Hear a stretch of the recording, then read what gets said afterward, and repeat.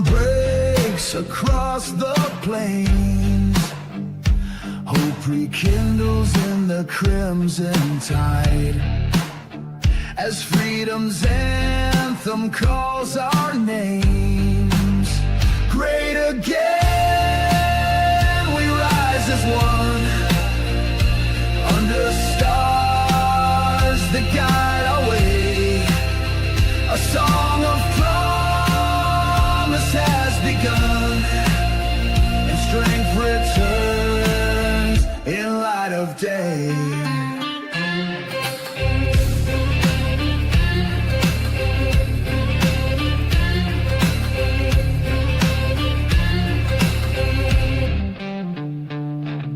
Fields of dreams are ripe once more. Factories hum with honest pride. Our banner waves on every shore, with courage marching by our side. Great again, we rise as one, under stars that guide our way. A song of promise has begun, and strength returns in light of day. Through trials dark, we found our steel. The eagle's cry breaks through the night. In unity, our wounds now heal. We chase the dawn with fearless light.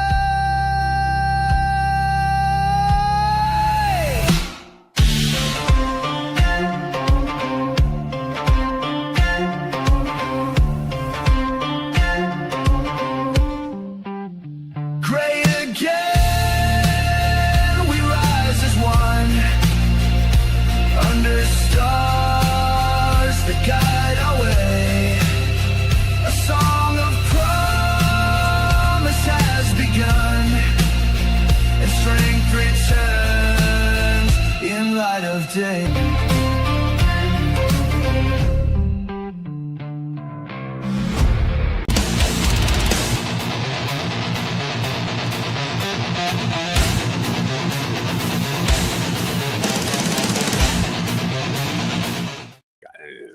He's going nuts. Hey guys, how you doing? How's everybody doing?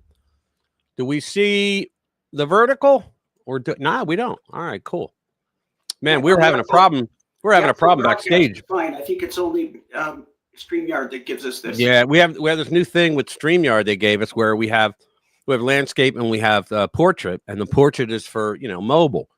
And so I was saying backstage, Dr. J, check this out. And I showed it, and she goes, oh, that's cool. And I turned it off. She goes, why do I still see it?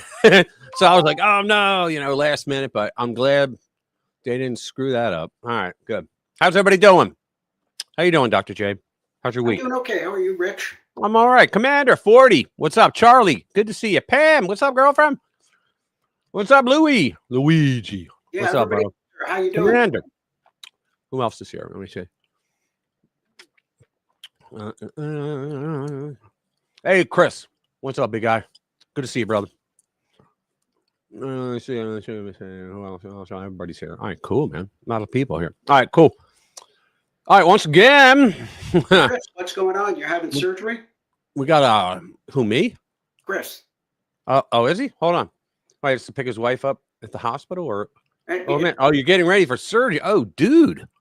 Dude. Oh, man. Dude, what are you doing? I'll call you tomorrow. Chris, I'll call you tomorrow, all right? Prayers, man. Best wishes.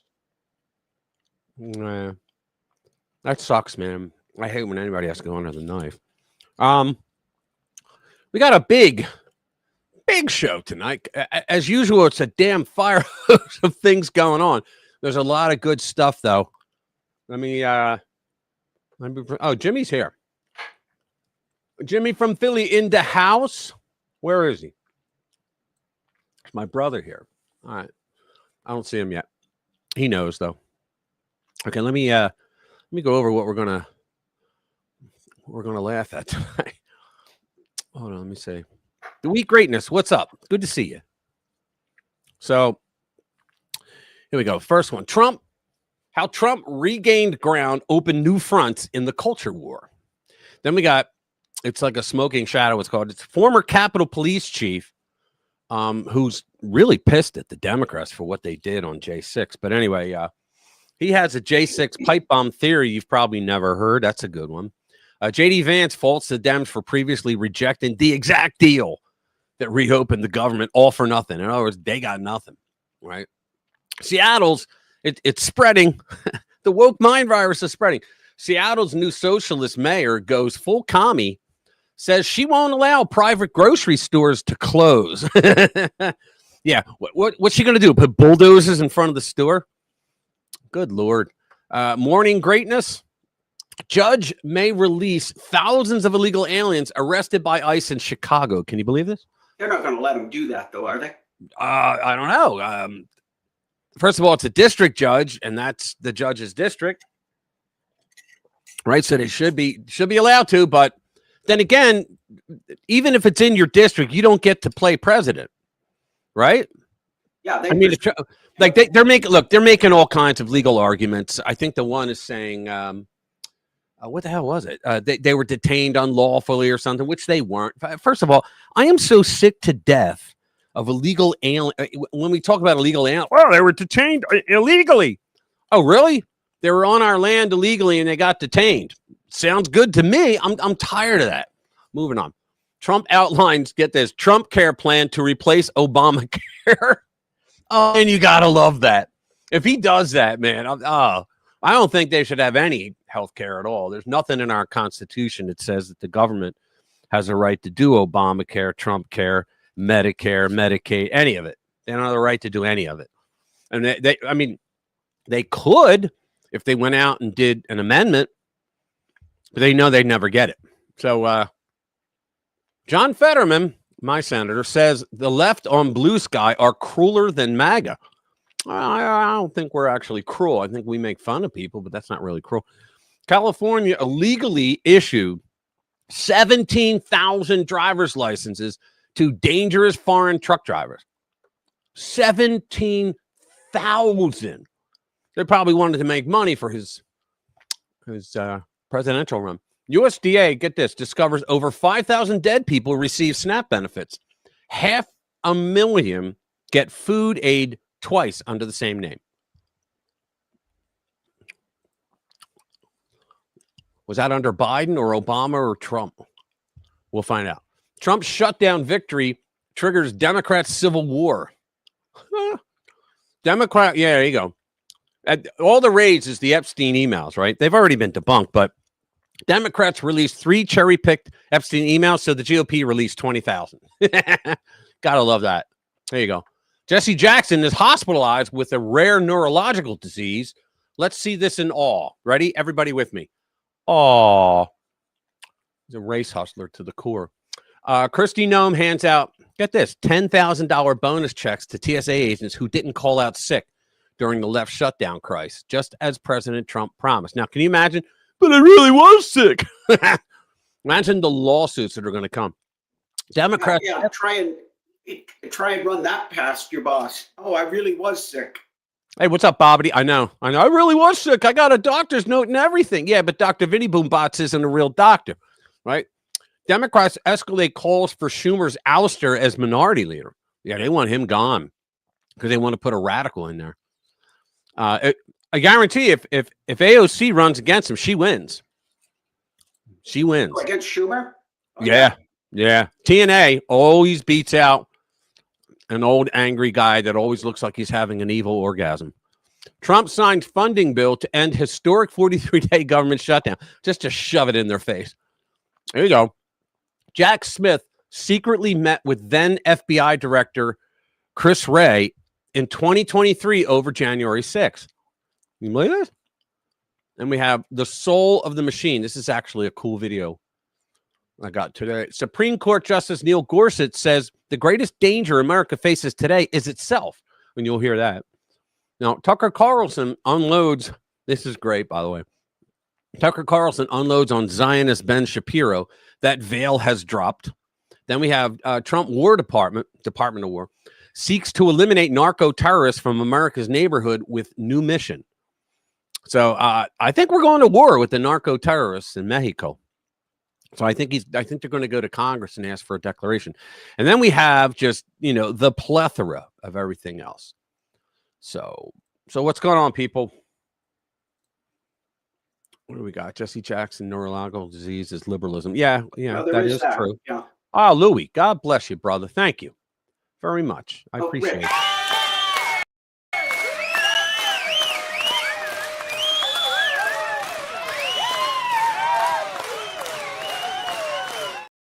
Yeah, sorry, I didn't hear you until you. Yeah, no. I just sent you a picture. It turns out it looks like we're broadcasting twice on YouTube. Oh, really? Have a look at it. I just sent you a picture. Oh, that's neat. Hold on. Let me see. You got 2 streams active. Well, that's fine because I'm not shutting one of them down because I'll probably shut the wrong one down. Yeah, well, this is, No, me. Hang on. 3 people, the other's got 15. Oh, okay, cool. I got it. All right, so that one is live and this one's, oh, man. Ugh. So how many we got in here right now? We got 25 here, but it doesn't say that in the other one. Oh, man, well, these problems. It's all because of that damn vertical thing. You know what? I'm going to keep it going. Don't care. Just going to keep it going because there's nothing else I can really do. Yeah, right? I just thought you'd like to know we're broadcasting in parallel. Yeah, there you go. We're broadcasting in parallel, everybody. We're also on Odyssey. We're on BitChute, and we're on Rumble. So, let me see. You too can be like Lou. Let me see. What do we got here? Hey, what's up, Linda? Good to see you. Our pal. Hey, man. Good to see you. It looks like the one of these is just in the vertical. Oh, really? Oh, all right. We got to handle this now. All right, hold on. One of the screens is the vertical, and the other one is the horizontal. Oh, that's what it is. That's what it's doing. Okay, that makes sense. All right. And I don't like it, but whatever. All right. We're going to stay here. How's that? Okay, let's get into it. It's my key phrase. Let's get into it. Let's see, present. What screen am I stopping? Oh, it's that one. Add to stage. There we go. Finally. All right. Did that come up? Yes. Good. Sorry, guys. Getting it together. I was thrown for a loop because of that damn vertical thing. They put some pretty good stuff in though. Okay. How Trump regained ground, opened new fronts in the culture wars from the epic epoch times. Conservatives celebrate the president's lightning strategy, but wonder if the gains will hold. I think they will. President Donald Trump has moved at what did I do? All right. President Donald Trump has moved at lightning speed since being reelected to implement more than 200 executive orders, except his executive orders are different from Mr. Warm Diarrhea Brain Joe Biden's executive orders, right? Redefining U.S. policy on immigration, which is what Joe Biden did, but he said, we're not going to have a policy on immigration. Energy, Joe Biden said, we're not going to have an energy policy. Race, education, crime, freedom of speech, and religion. We could go on all day with everything. When it comes to the culture wars, says the conservatives, Trump has not only regained ground, but also opened a new fronts, presenting issues such as environment and immigration as matters of common sense values, because they are. You got to have common sense or else you're going to have the chaos that we had for the last 4 years. Whether those gains will hold is an open question. Now, why do you always got to ask that? They never say, well, the gains of the Democrats, will they stay open? No, they never ask that. Trump has been adept at using online media to circumvent established newspapers and networks to control narratives on cultural issues. According to Jonathan Cho, an independent journalist and senior fellow with the Discovery Institute, why should Donald Trump allow the mainstream media to form the narrative when they hate his guts? I was just going to say that paragraph translates as Trump is putting out alternative information we can't control that they can't control. Yeah. Right. And I mean, holy cow, that's what they're doing, right? It's like they're upset that he doesn't go through their filter. Screw him. Trump, quote, Trump at the end of the day is a businessman and showman, Cho said.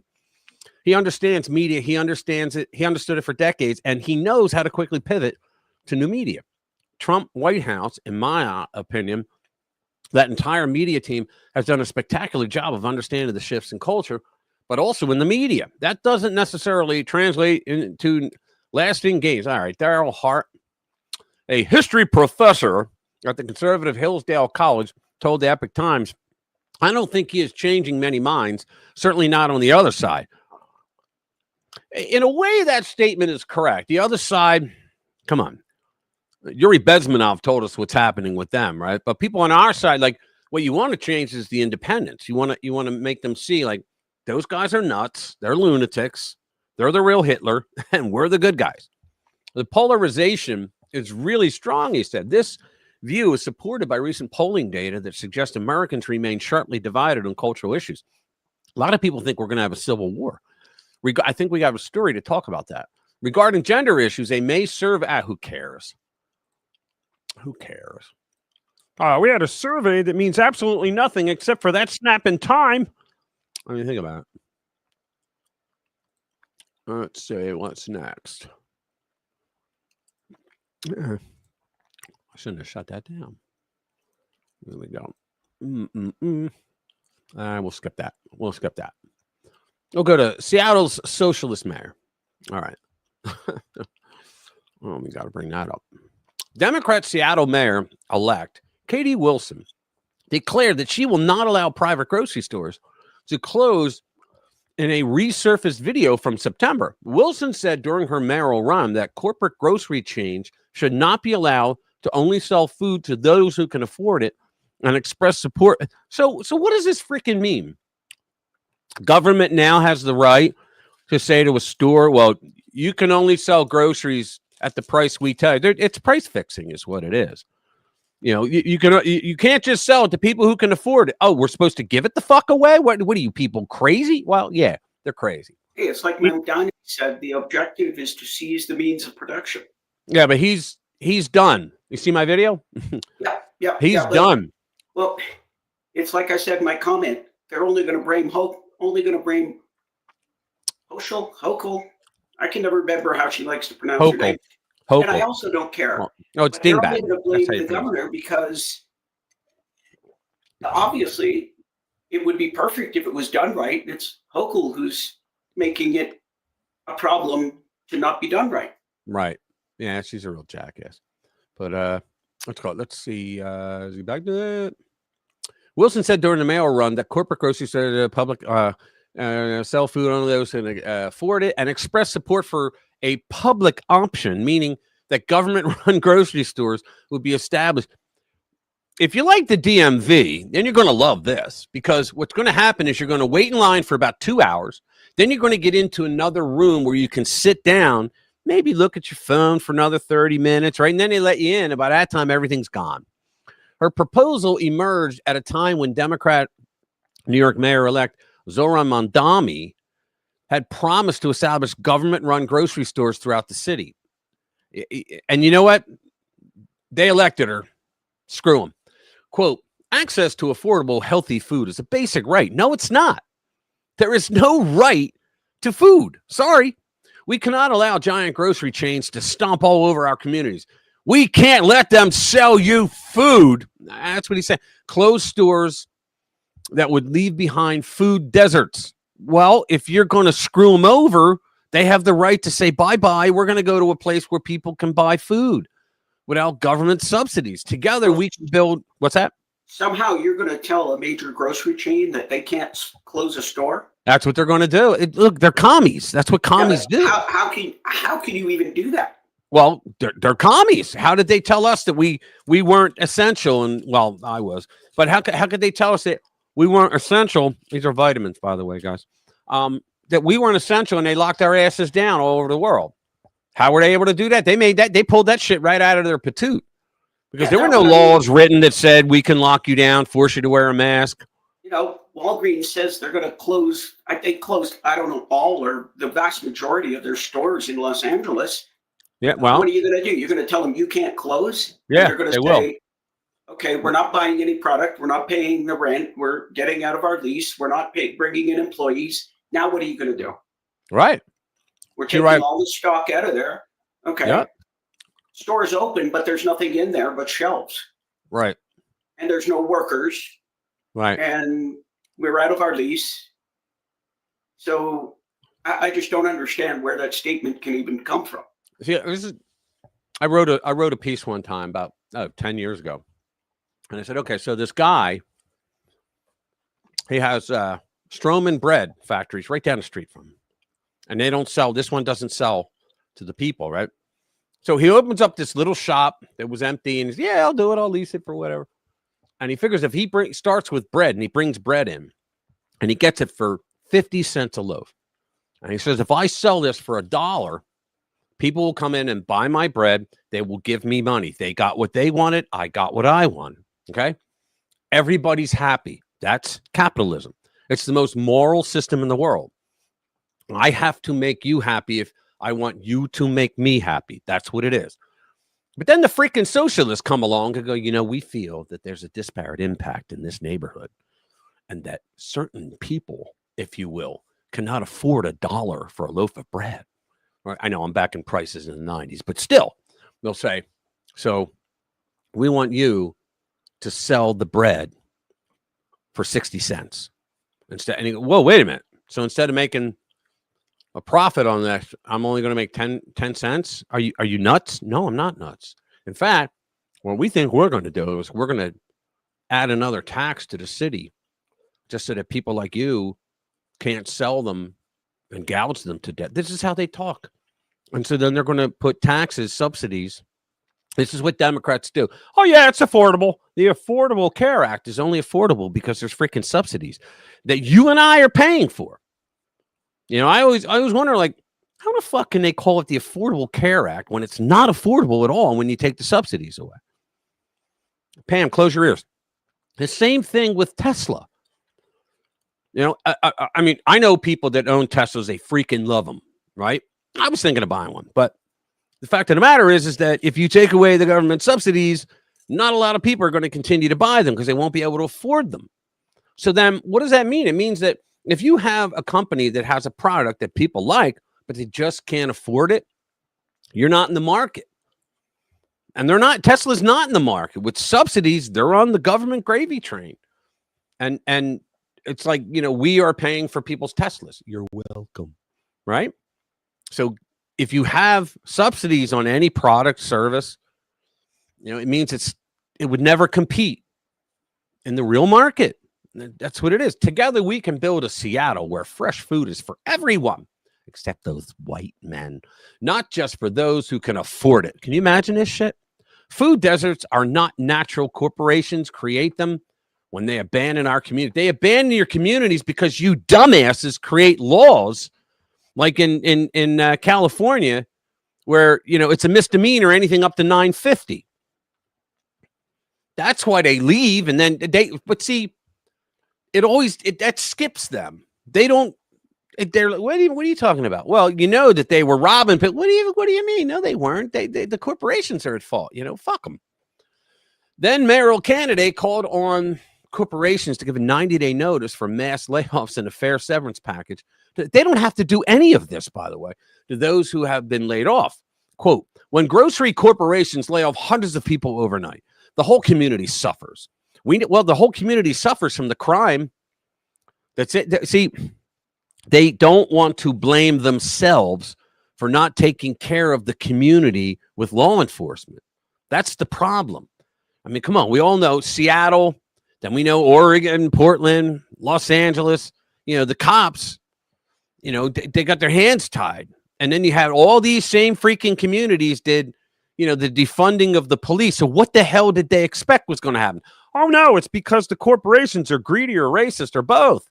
That's what they always do. Seattle families deserve fresh, affordable food, and workers deserve dignity and stability. Right. But the corporation deserves to make a profit, too. And they can't do that with all the loss.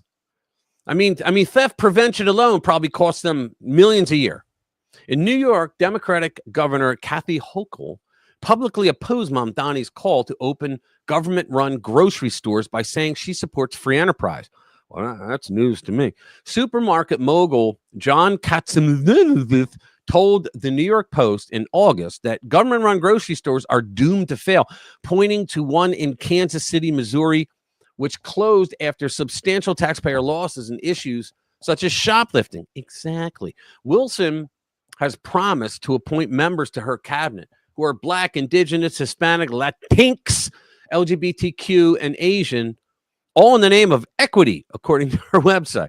She has also promised to protect Seattle's status as a sanctuary city and defy President Trump's administration's immigration enforcement. I hope they throw her ass in jail. I really do. I mean, think about that, guys. That's what the blue states are giving you. What's up, Chris? Good to see you. I mean, yeah, God help us when the government run out of brothels. Yeah.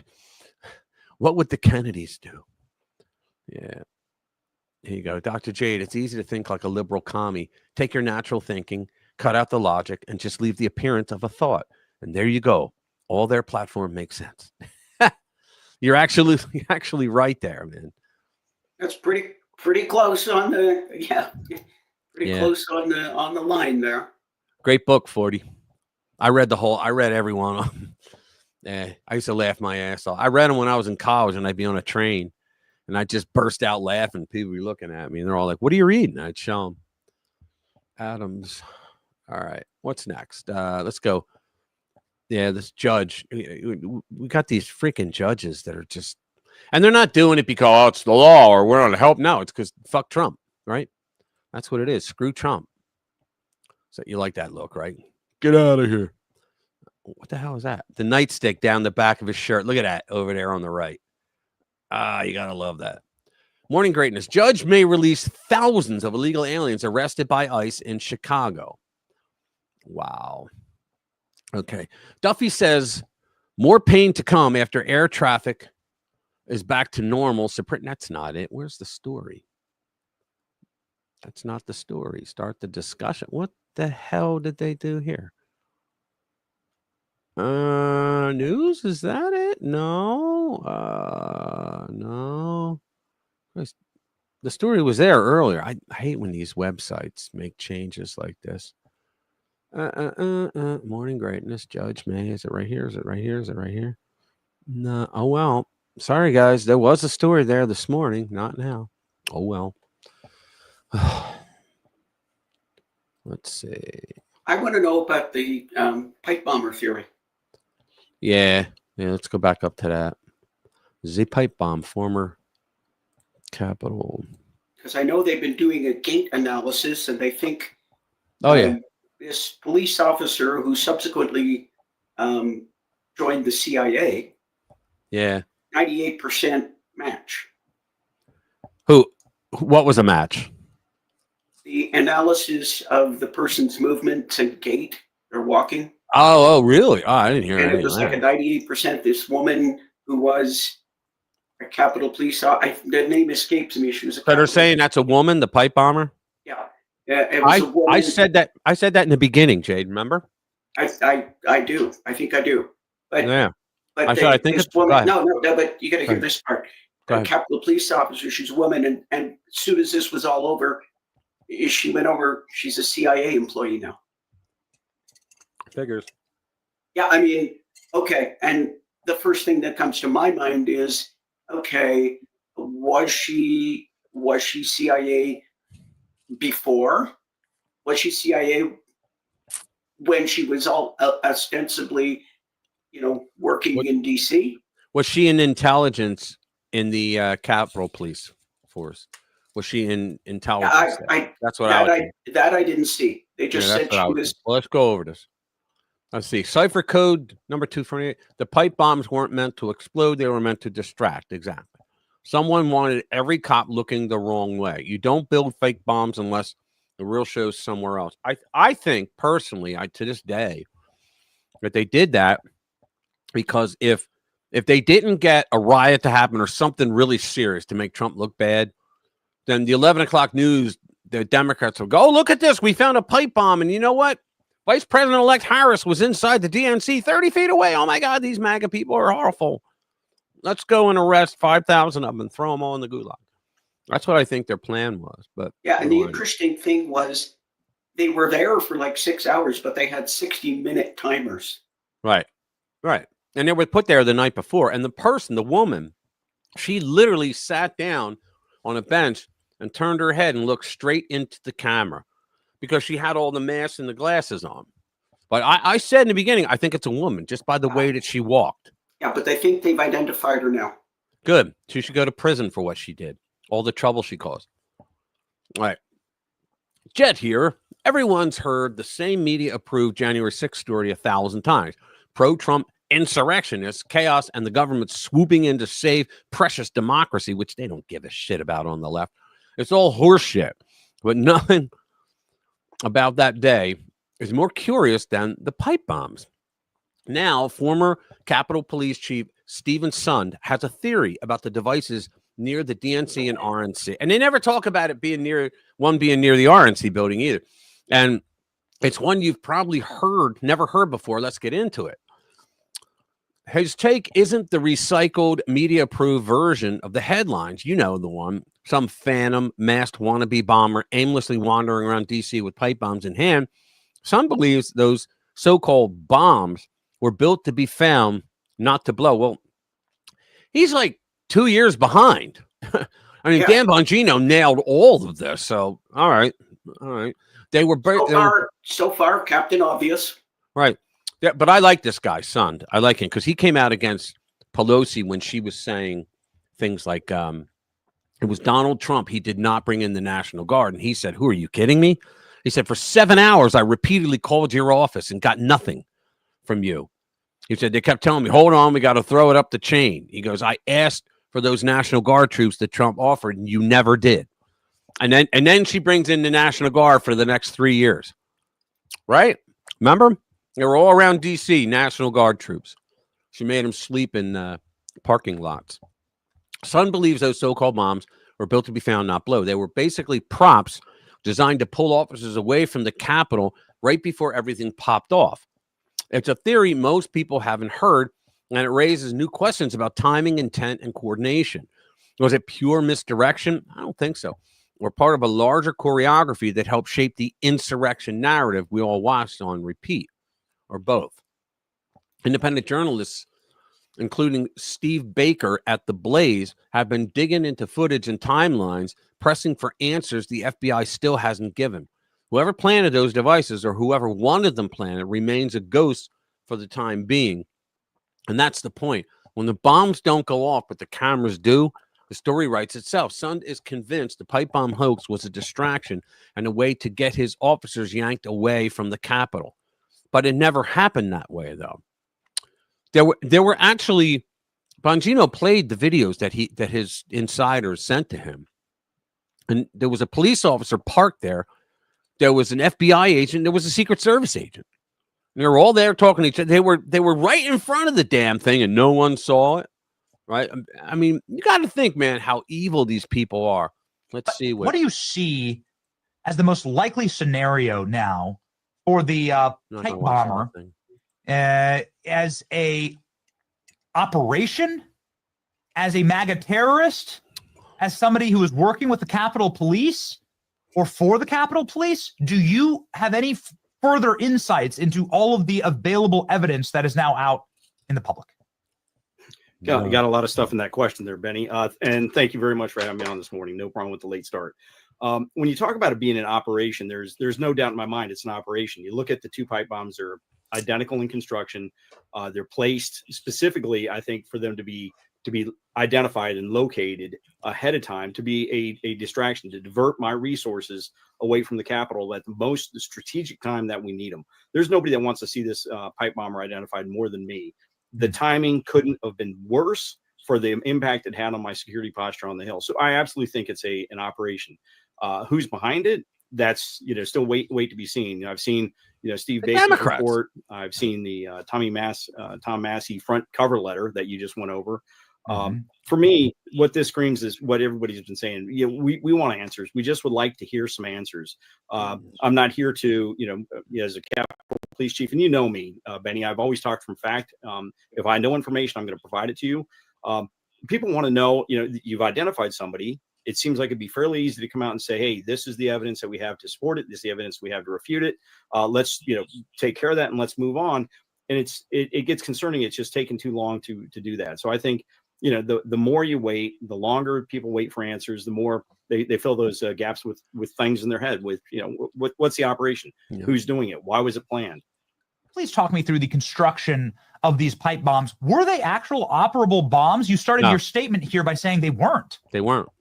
Oh, I don't think I started my statement saying they weren't operable. I started my statement saying they were, I think, designed specifically to be detected. So when you look at them, please explain what does that mean? Yeah, so the analysis I've seen, one, they're built to be pipe bombs. You had the pipe bomb's going to have the cylinder, the carrying device. Yeah, but there was no power in there. There was no boom boom. That's what Bongino concluded. Which was a galvanized steel pipe, which is often used in pipe bombs. The two end caps screwed on. You've got the wiring. You've got, there you go. You've got the timing device. Was the timing device properly set? It's everything for someone to look at it. It screams pipe bomb. It had not a full. Usually pipe bombs to be fully, if you want the most bang for the buck. So surprised it didn't have the Captain Crunch Club key to it. Sorry, my terminology. You pack it with the black powder, and then you put the end caps on. There wasn't any in there, though. This didn't seem to be packed with black powder, from what I understand the analysis. It had enough so a canine, something would trigger on it. So I think it was there specifically to be detected. I don't know, of what the viability of just how much of lethality it have if it actually exploded, but it was built, it was designed to work. If there was, I believe somebody's talked about there being a problem with the timer.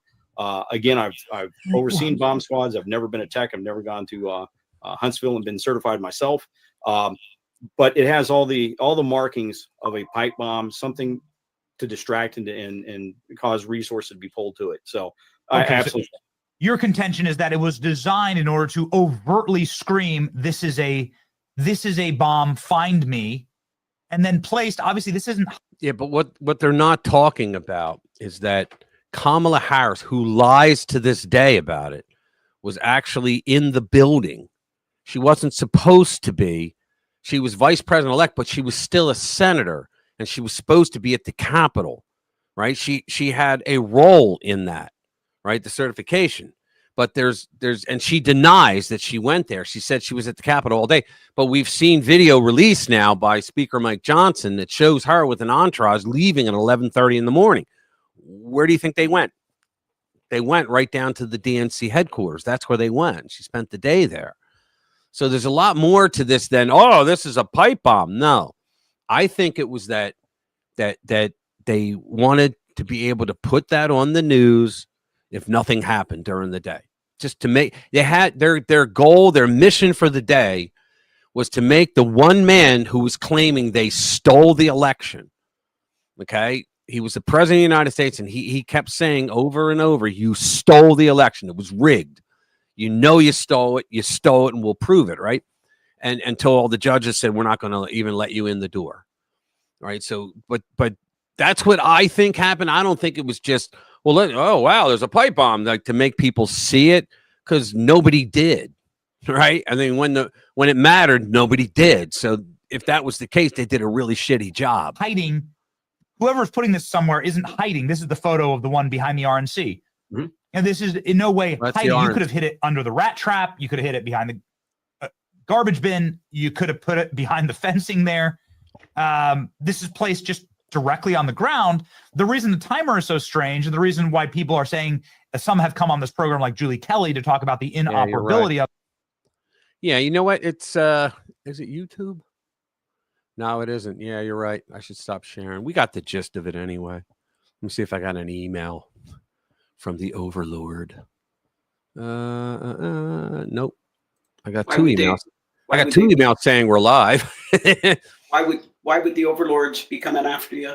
Well, because if Benny Johnson, which he doesn't do that, but sometimes they claim they don't want anybody using their video. But he doesn't do that. But Lou was right to let me know.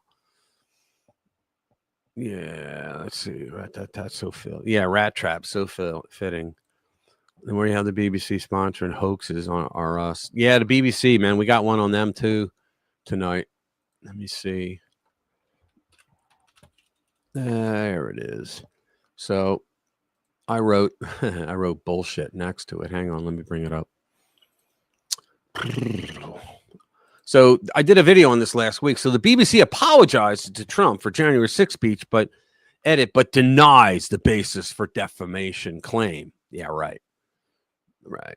Yeah, The why BBC is it? Okay, why is it that, when Trump goes after somebody, oh, that's just retaliation. It's He's political. just a mean person.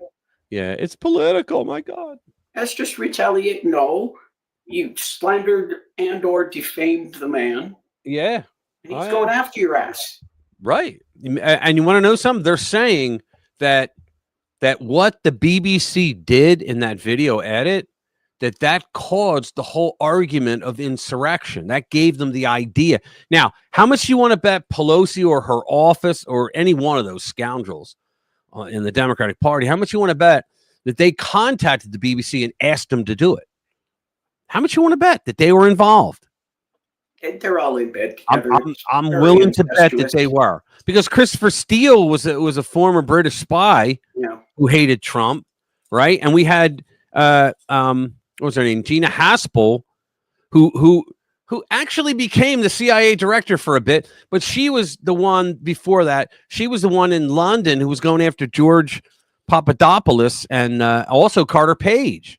Okay, so how could that piece of shit Pompeo, how could Pompeo not tell the president of the United States, Gina Haspel, who's running CIA now, she was in on the whole Russia hoax? He knew it. He knew it. Yeah, I believe you, 40.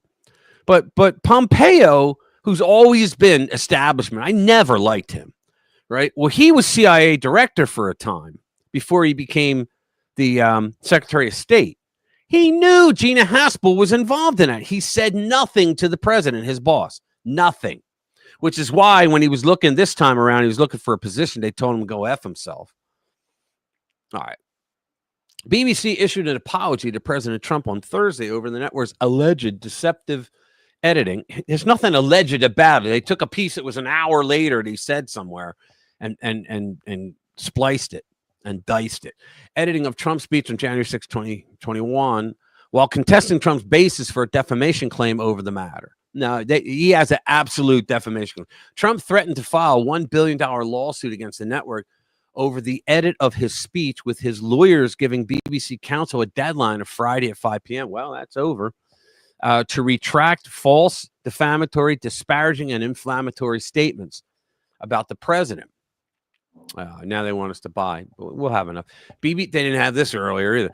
BBC counsel responded to the letter from Trump's lawyer on Thursday, while Chairman Samir Shah also wrote a personal apology letter to Trump over the edit. A spokesperson for the network told the Washington Examiner. Quote, yeah. Screw him. $1 billion. BBC chair Samir Shah, guilty, has separately sent a personal letter to the White House making clear to President Trump that he and the corporation are sorry for the edit of the Jesus Christ. That's They're like not sorry for the edit. That's like punching you in the face and then writing a letter. Well, I'm really sorry for doing that, and I'm not going to admit it in court, though. They're not sorry for doing it. They're sorry for getting caught. Thank you. That's exactly correct. Yeah. They're And, upset they got caught. It's like, what was it? ABC, the ones that cut up that Kamala tape to make her actually sound like she had a coherent thought. And yeah, the BBC doesn't need to be. Wasn't it? Yeah, I think so. And, and then, so he sues them, and all the lib nuts are going, oh, they caved to political pressure. Yeah. No, they put out something that was frankly a lie, and they got caught. Right. That's exactly right. Let's do this one. Get over it, libtards. Yeah. Here we go. Ready? I love this one. Trump outlines Trump Care plan to replace Obamacare. Because now they can't say, what are you going to replace it with? I had so many lib nuts this week in forums on Facebook and groups. So what's your health care plan? Well, my plan is get a job and get it through that. You know, stop wanting my tax dollars to pay for most of your health care. President Donald Trump, and I was like, why do we need a plan? And show me where in the Constitution it says they can do this. President Donald Trump expanded this week on how he wants to overhaul the Affordable Care Act. He should just put a strike-through fund on affordable and reshape the country's health care subsidies. The president is proposing a system that would direct funding into personal accounts. Yeah, it's medical savings accounts for Americans to purchase their own coverage. Now, I remember when the Republicans brought that up to Hillary, when she was doing Hillary Care, they brought it up to her, and she literally said on stage, well, why would we do that? They won't spend it on medical. In other words, she didn't think the American people are smart enough to handle a medical savings account. They would spend it on something else, probably booze. You know, she literally said that. The 43-day government shutdown, which began October 1st and ended November 12th, was driven in part by a dispute over ACA subsidies set to expire at the end of the year. Here's the thing about that, okay? That was the final offer that Chuck U. Schumer gave to the Republicans. And he was like, you know, why won't you extend it? The Republicans want the Obamacare subsidies to expire. And all Mike Johnson said was, wait a minute, you guys were in power when you created that sunset. Republicans had nothing to do with it. They couldn't vote their way in to get rid of it. But it was the Democrats that created that expiration date. And now they're trying to blow. Well, Republicans aren't going to. Well, because you put a fucking expiration date, that automatically means we're supposed to reopen it, like reset it again, bring it back, no matter who's in power. Then why have an expiration date? Oh, it's to bullshit the American people. That's why. In a Truth Social post last week, Trump urged Senate Republicans to shift hundreds of billions of dollars away from insurance companies. He called them big, greedy, nasty insurance companies, and toward accounts controlled by individuals. Asked about the proposal during a Fox News interview this week, the president said he wants the money to go into an account for people where the people buy their own health insurance. Now, this is my argument in favor of this, okay? So all of a sudden, you have two hospitals. You got hospital in working class neighborhood and hospital in upper class neighborhood. So now all of a sudden, hospital in working class neighborhood charges $1,000 for an MRI. That's it, right? No one, you don't even need insurance. $1,000, you got an MRI. They're like $20,000. So all of a sudden, this young punk who works in the accounting department is called into the superior's office and says, "What the hell? Why are we losing all this?" Well, you know, the guys over there at Working Class General, they lowered their price for their MRIs. Did they really? Yeah.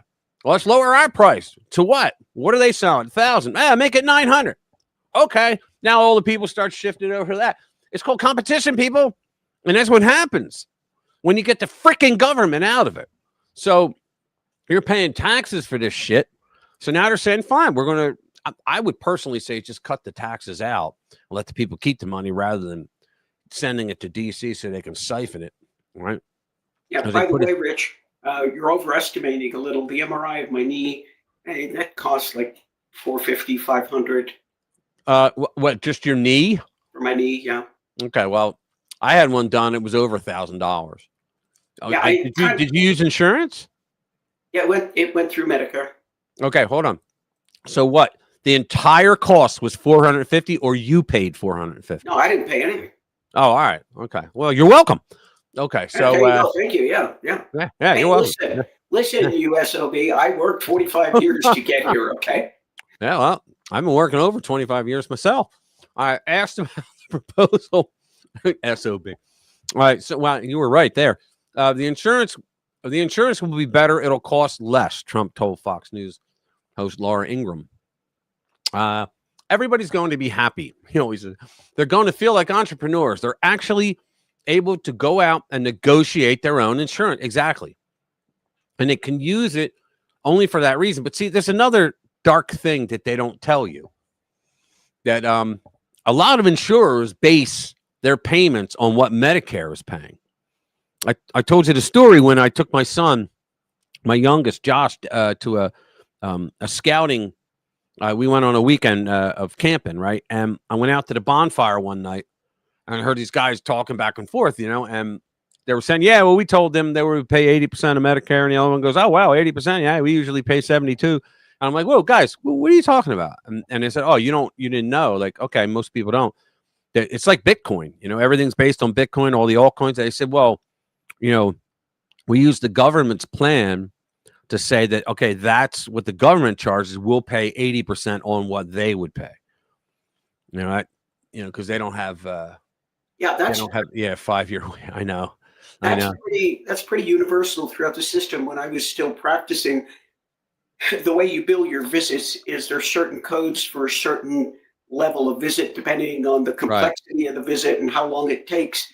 Right. And the contracts that you sign with the insurance companies were anywhere from 115 to 125% of what Medicare pays. Mm-hmm. So if you go on a Medicare basis to a hospital or to a clinic, they pay X. If it's on insurance, you get paid, 125% of X. Yeah.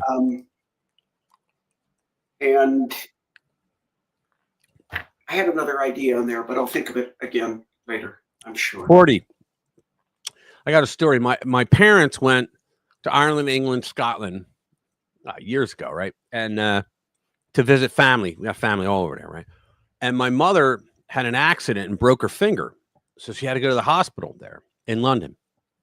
And so they fixed her up and all that. Took her right away, too. She's like, do I have to wait 2 weeks? And they're like, no, come on. So she went to pay. And they were like, well, you tell you don't pay for this. Just fill out these forms. She goes, no. She goes, I have an insurance plan. They're like, she said it was like the devolution of man. They were like, oh, what do you mean? And she goes, well, I could pay cash too. And they're like, we just don't do that, right? And she was kind of upset. She's like, look, I have insurance. I can pay for this, And then she said, I'm not even a citizen. I'm visiting from the States. They went, it doesn't matter. That was a true story. They did that. 40, it's the same in Canada. The average time for like elective surgery is like 2 years. Well, they created a department in Canada. I love my Canadian people, by the way. They created a department up there to measure the misery of people on the wait list. They have a department in the government that measures that. When I heard that, I was like, oh my God. Yeah, the 50-year mortgages, dude, they're coming out with all kinds of stuff against it. But I mean, if nothing else, right? Like if it was Biden, he'd say, well, you don't get to buy a house then, do you? Screw you. And hey, what's up, Commander?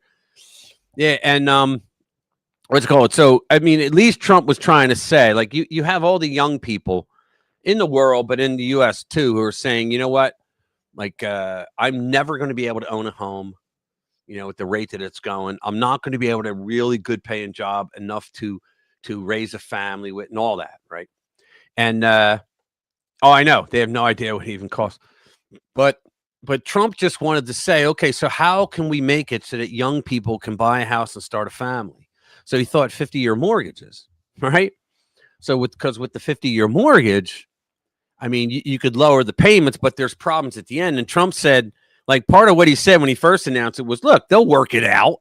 In other words, he didn't say, I'm dictating right now that it's going to be a 50-year mortgage. No, he said, look, they'll work it out, the problems that are there. Yeah, but yeah, so I don't know.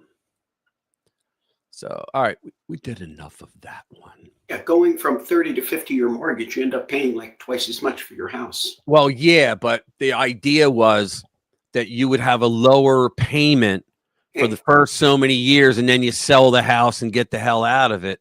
Well, right? On the other hand, even if you stay in the house, scenario A, you rent the house and you pay X dollars. Right. Scenario B, you got a 50-year mortgage and you pay very similar X dollars because the premium is it was 50-year mortgage. So the problem is also what happened in 2008. The crash here was because of a similar plan by the Democrats for over 30 years. They got somebody in, they put them on the subprime. They pay like $1,000 a month. 4 years later, what happens? A balloon comes in. Now it's $5,000. But they said, okay, we created this housing bubble, government housing bubble. So yeah, but this doesn't involve any balloon. Yeah, but I'm saying I understand that, but I'm saying it's the same thing, the same concept where they want to put you in there with a 50-year mortgage and your payment will be lower in the beginning.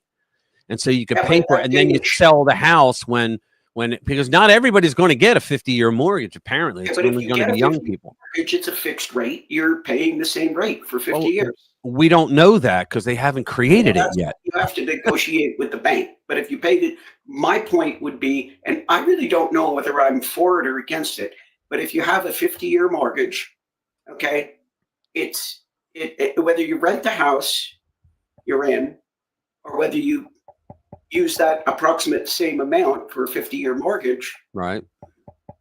Eventually somebody's going to tell you, oh, you got some equity in this place. That's exactly right. He just said it right here. You have 5 years equity, you get a better mortgage on the next house. You can play that game too. I'm just saying. Well, that's what I was saying. Yeah, if you stay in the house, though, you know what the problem is, though. You know, we were talking about HSA accounts, health savings accounts. Mm-hmm. I went to the liquor store the other day. I put my HSA card down there, and boy, I tell you, they looked at me funny. I tell you, I use this medicinally. Come on. Nah. Well, they weren't sure about that. Yeah. Well, my point to the whole thing is, here we go. We got a realtor. It allows people to buy with lower monthly payments. That's what it is. And they'll work out. Thanks, Gina. They'll work out the difference, right? Because immediately all the Trump haters in the media came out and said, oh, it's a terrible idea. It'll fuck up the economy. Nothing could, she said it's a good thing. Nothing could F up the economy worse than what the Biden administration was doing to us, right?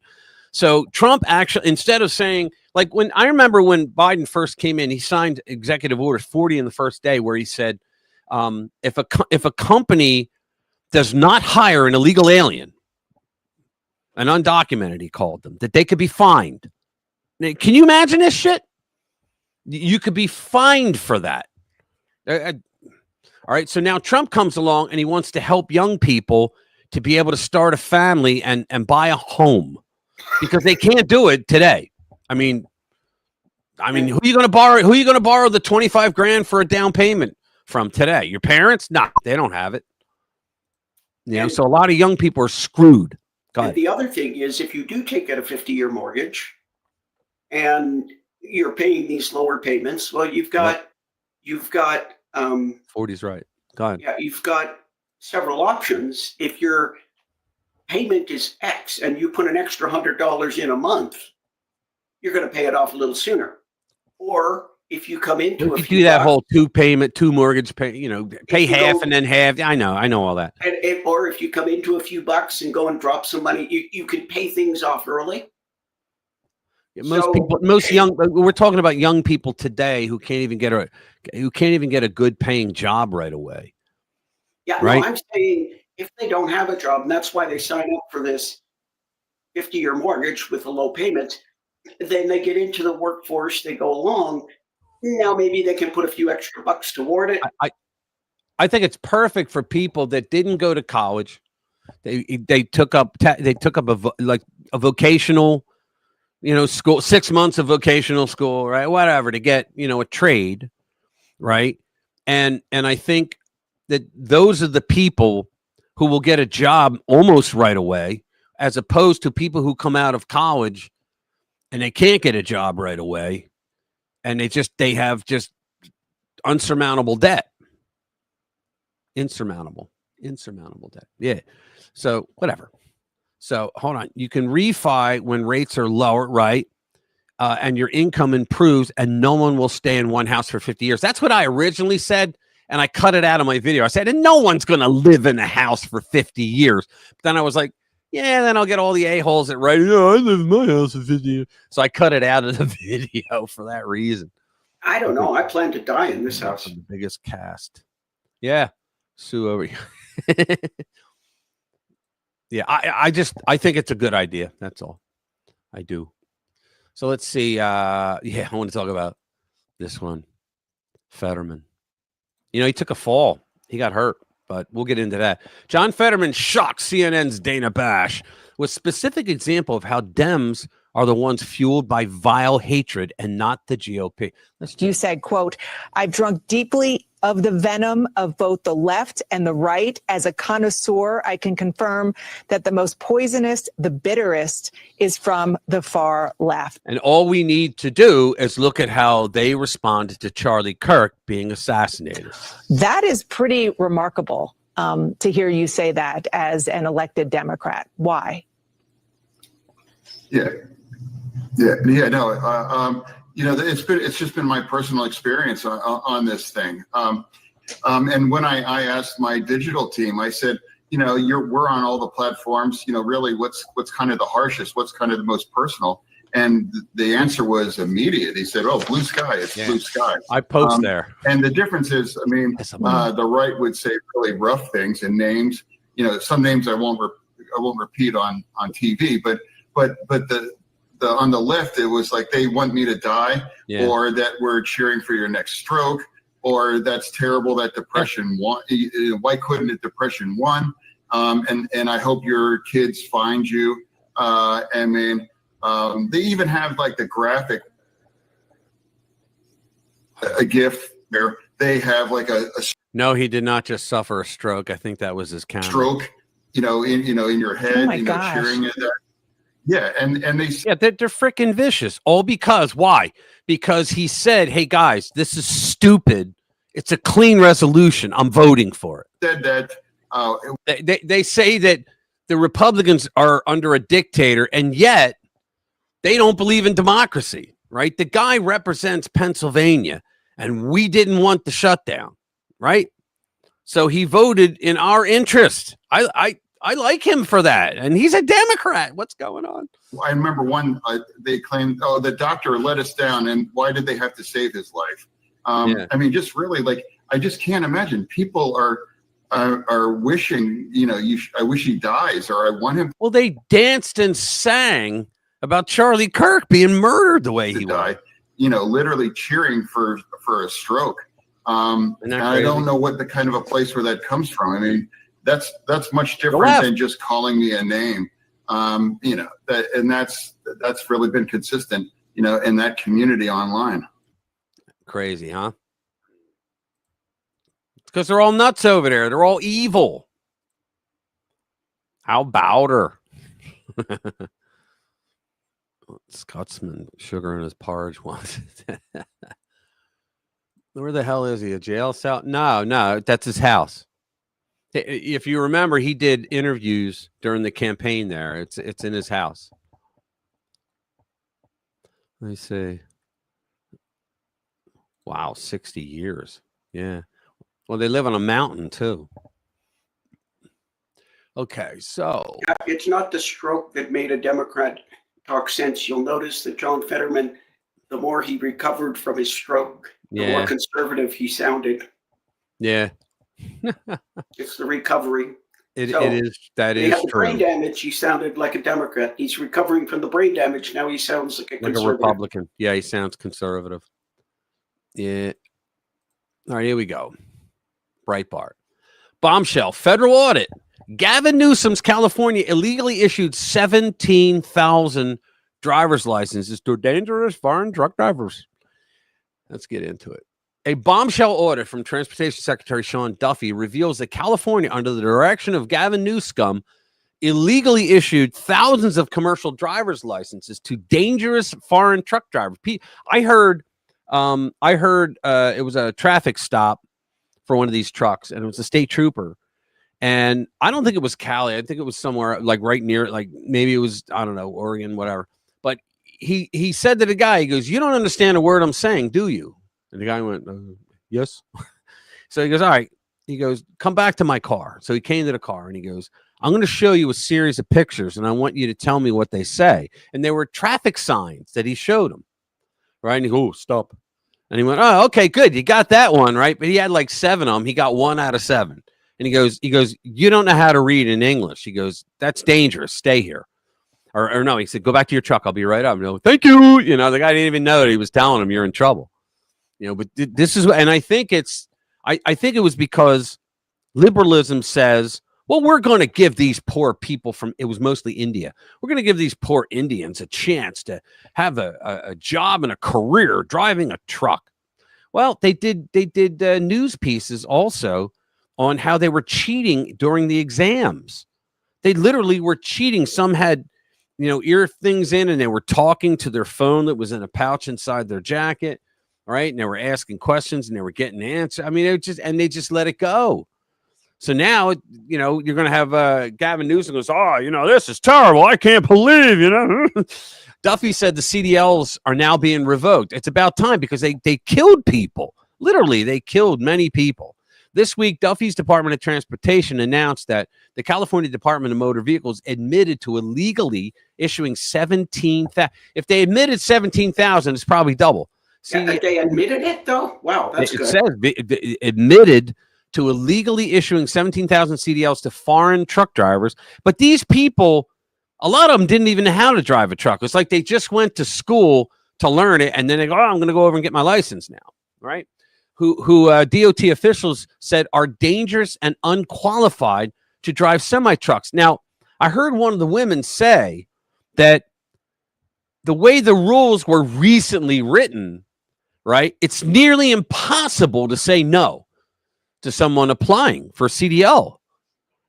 Wait a minute, what? It's like a locomotive or like a nuclear bomb when you're driving a full Mac at 70 miles an hour and you hit something. And this has happened a lot around the country. After weeks of claiming they did nothing wrong, Gavin Newsom and California have been caught red-handed. Now that we've exposed their lies, 17,000 illegally issued trucking licenses are being revoked. This is just the tip of the iceberg. My team will continue to force California to prove they have removed every illegal immigrant from behind the wheel of semi-trucks and school buses. So they're admitting they're giving illegals CDLs. Duffy said that the 17,000 foreign truck drivers who were issued CDLs by California have now been notified that their licenses do not meet federal requirements and will expire in 60 days. Holy crap. Last week in a sit-down interview with Breitbart, well, let me say, let's watch it instead. We've been seeing the blue states out there like California, Washington State, handing out CDLs to illegal aliens, people in the country illegally, non-citizens. And there have been a number of incidents in the last month or so where these folks have crashed and killed Americans. There were at least two that I've seen. You guys released a bombshell explosive report about California and Governor Newsom not following the law about this. Can you give us the latest on what has happened with regard to this issue and how you guys are reining in states like California on this? So there's two issues. There's non-domiciled commercial driver's licenses. Let me first talk about English proficiency. Mm-hmm. That was the first issue we came out with. There's a longstanding rule. We didn't create this rule in this administration. It's been here for decades. You have to be proficient in the English language, speaking and then understanding road signs. Pretty common sense for a commercial driver. In the Obama administration, they basically switched the penalty to be a slap on the wrist. No real penalty if you can't speak the language. We went back to the pre-Obama change and would take vehicles out of service, which is very complicated for a company if you're taking their vehicles out of service. We went back to the old rule. One of the problems we have is California was the only state that, in essence, have told their law enforcement officers not to enforce English proficiency rules. Can you imagine this? Now, that California driver who's not proficient in English, if they drive in Oklahoma and get pulled over, they're like, aha, well, listen, he was pulled over in California. They didn't do anything, but obviously he can't speak the language. So California's not enforcing the rules. So we pulled $40 million from California because of that. The second issue is a non-domiciled CDL. So what does that mean? Oh, the rule, this was set up so if, again, I'm from Wisconsin, I want to go to Texas, I'm not domiciled in Texas, but I want to get a Texas commercial driver's license. I could come from Wisconsin where I'm a resident, I could go to Texas and I could get a commercial driver's license in Texas, and it's all legal and it's made for Americans going from state to state. Well, like many good rules, this was contorted and abused, and now... And you ever notice that it's never Republicans that do that? I mean, am I wrong? It's usually liberals that break the rules, change the rules, try to make it easier for their people. You see foreigners coming into the country and getting non-domiciled commercial driver's licenses. It was not intended for them, but that's how the law was contorted.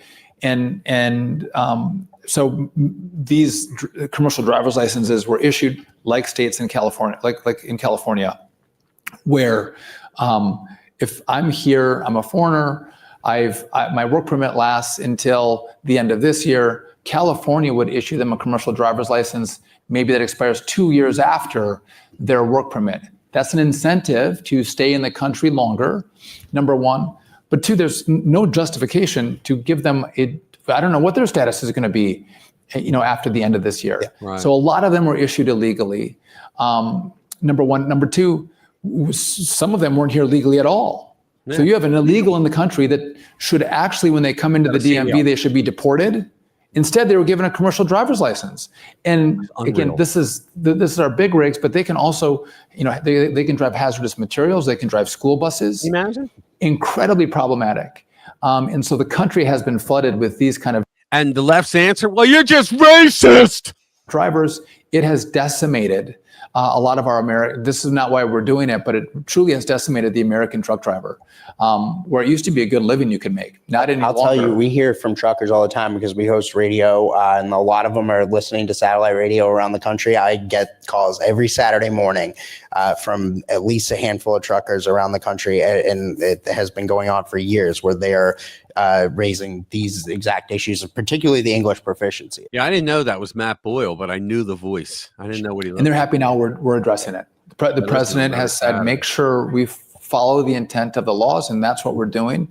So basically, we told every state, you can't issue any more of these non-domiciled CDLs, these foreigner CDLs. Unreal. So they have stopped. But they can't find enough Americans to drive trucks. Are you kidding me? Yeah, H-1B truckers, exactly. Mad Max, California style. That's great, man. Let me see. Have you seen, what is it? Have you seen the new Steam Box, aka? I have no idea what you guys are talking about. I think we've seen enough of that. Stop sharing it. Yeah, it's just that, conservatives are just heartless, That's what it is. Yeah. Yeah. Crazy, man. They're actually giving out driver's like CDLs to illegal aliens who can't read road signs. That's beyond stupid.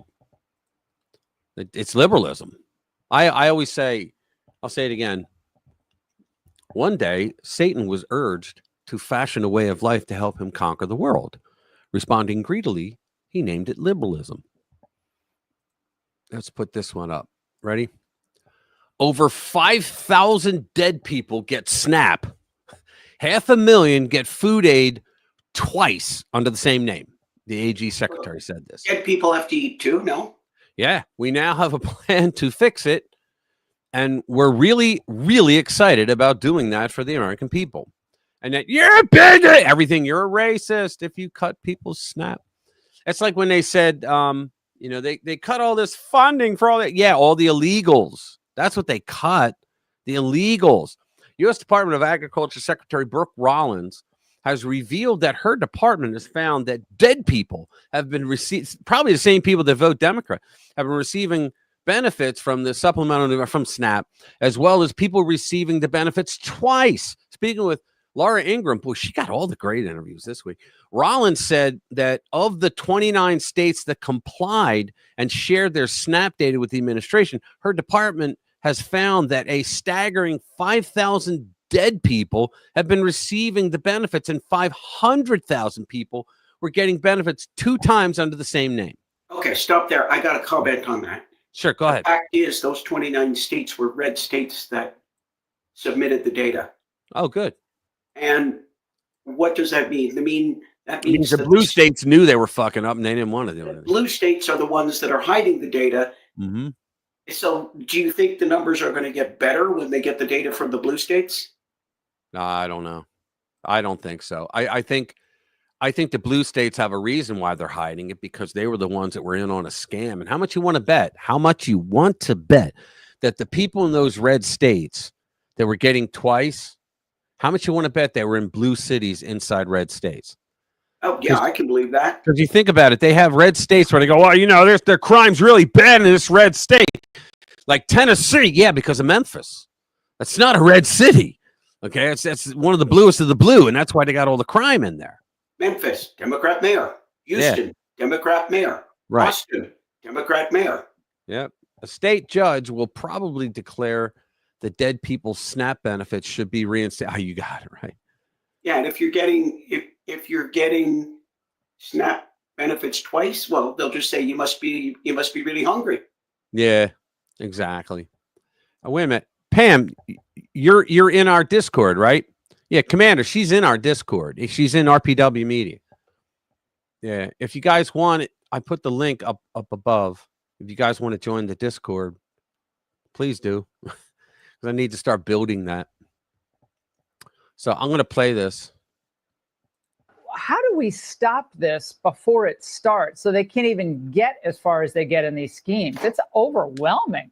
It's pretty remarkable. And let me level set us for just a minute. It's so great to be on and talk about this. And it's funny. I think, well, funny is probably not the right word, but I do think what the Democrats did not include in their calculation in their insane government shutdown was the fact that this spotlight was going to be shined upon one of their favorite government welfare programs that under Joe Biden increased 40%. Where all that money went, trying to buy elections, we're not 100% sure, but we're rolling it back now.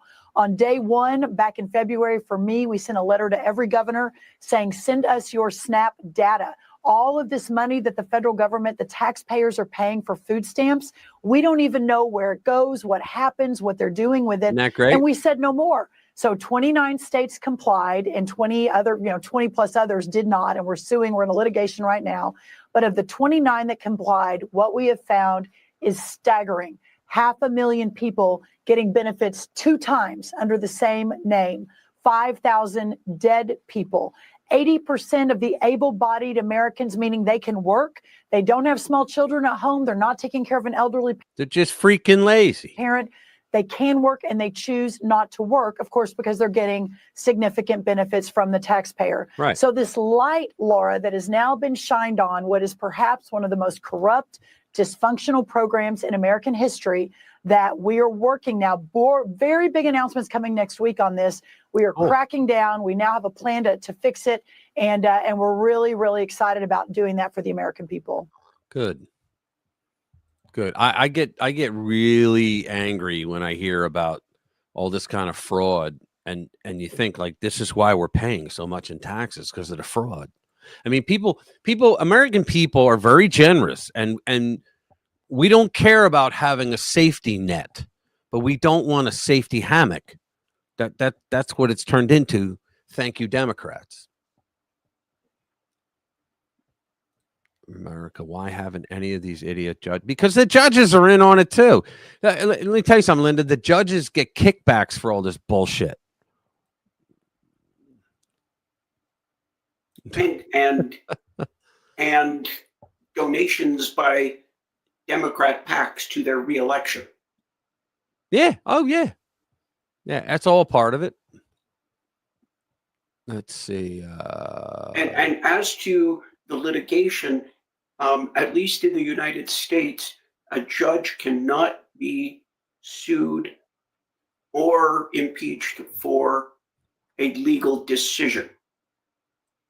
If they violate the law, they can. Yeah, but if it's a legal decision, even if it's like a wildly erroneous decision, they cannot be sued, and they cannot be. It's their judgment. Yeah, you know what? Look at what 40 wrote. He's right. And you want to know something, 40? When we started out, not everybody could vote, and I'm not talking just about women. In order to vote, you had to own property to be allowed to vote in this country when we first became a republic.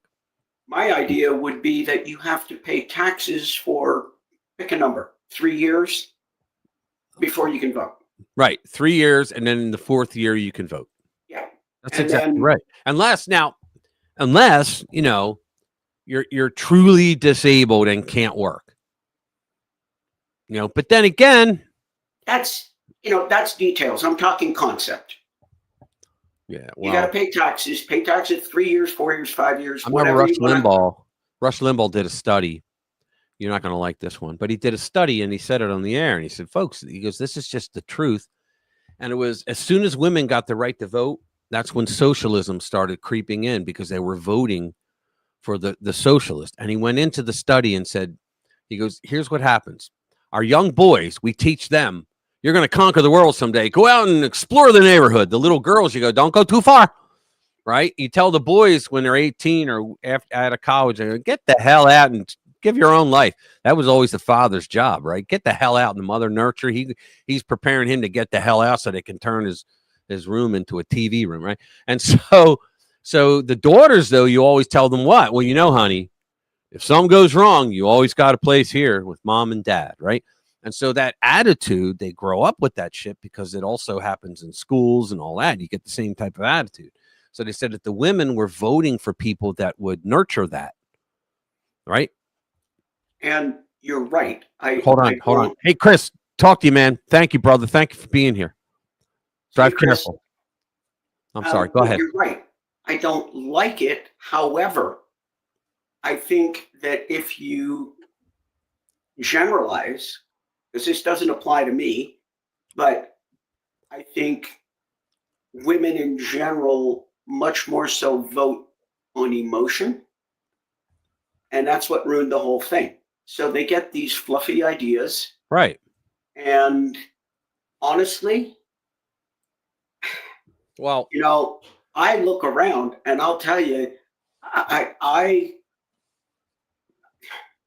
don't even know how to say this. I would give up my vote if that meant that emotional liberal women would not be able to vote. Well, I was just going to say on that, I was just going to say, we've come full circle, haven't we? Because now the one demographic that you cannot, it is impossible to pull them away from voting for communism is an educated woman in the United States. Liberal, college-educated white women. It's the death of us. Yeah, they're called Karens. Yeah. No offense to any Karens who are watching this. We love you. I do not vote on emotion. I vote on intent. Yeah, I've known you what? Yeah, I mean, I'm with you. I'm with you. I'm not in that group. And it pains me to see that group that I'm a part of. Yeah, but you're not an educated liberal woman. Yeah, I'm an educated white woman. I'm an educated white woman who, because I'm a boomer, should be voting Democrat. Yeah, right. Yeah, like when's that gonna happen? Not gonna happen. Not gonna happen. That ain't gonna happen.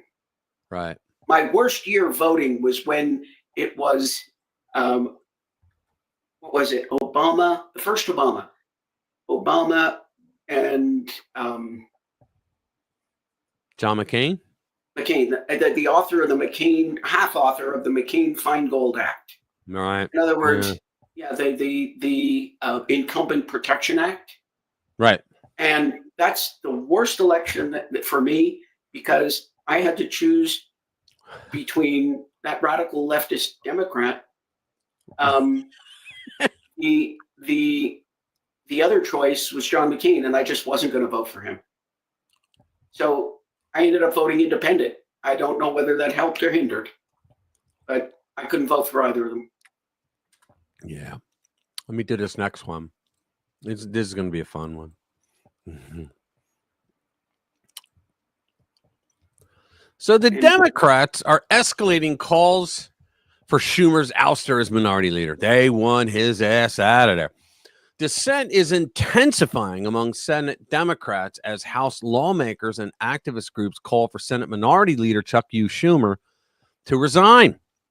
They say he failed to maintain party unity in the wake of a deal with Republicans to end the government shutdown. There should have never been a shutdown. It was a clean resolution, for goodness sake. You always pass a clean resolution, unless there's something crazy in it, but you always pass a clean resolution so that you can then negotiate. But they wanted to do something for the midterms. They wanted to make it look like they were standing up to Trump. Why?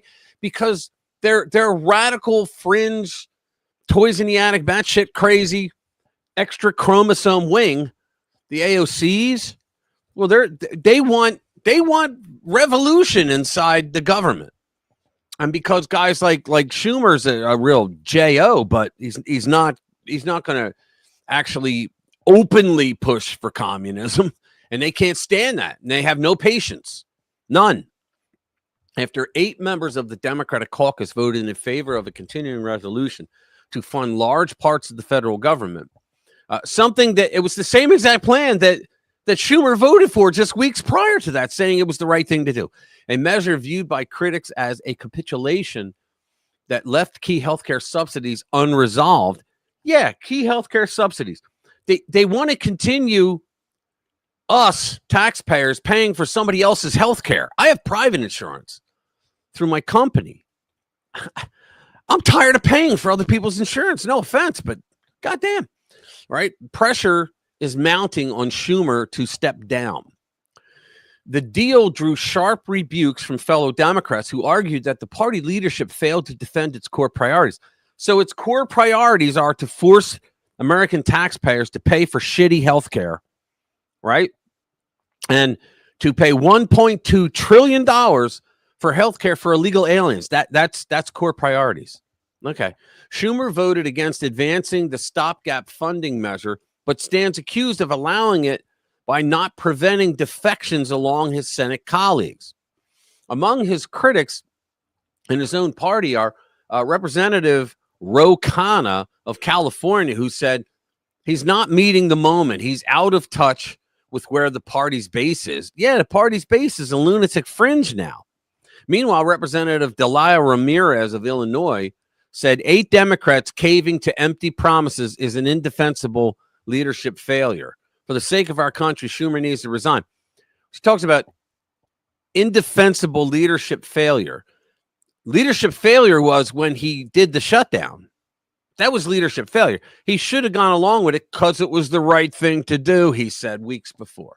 Chuck Schumer has not met this moment, and Senate Democrats will be wise to move on from his leadership, said Mike Levin from Cali.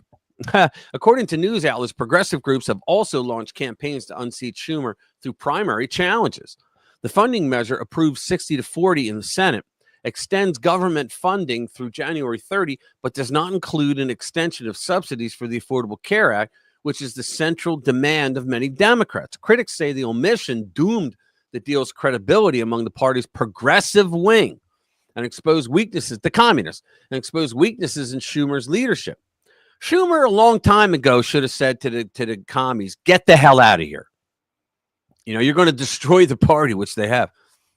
In defending his position, Schumer argued that a shutdown would have unleashed greater damage by leaving unilateral power in the hands of the executive branch and allowing sweeping federal cuts, according to Reuters. And they did. Let me think about it.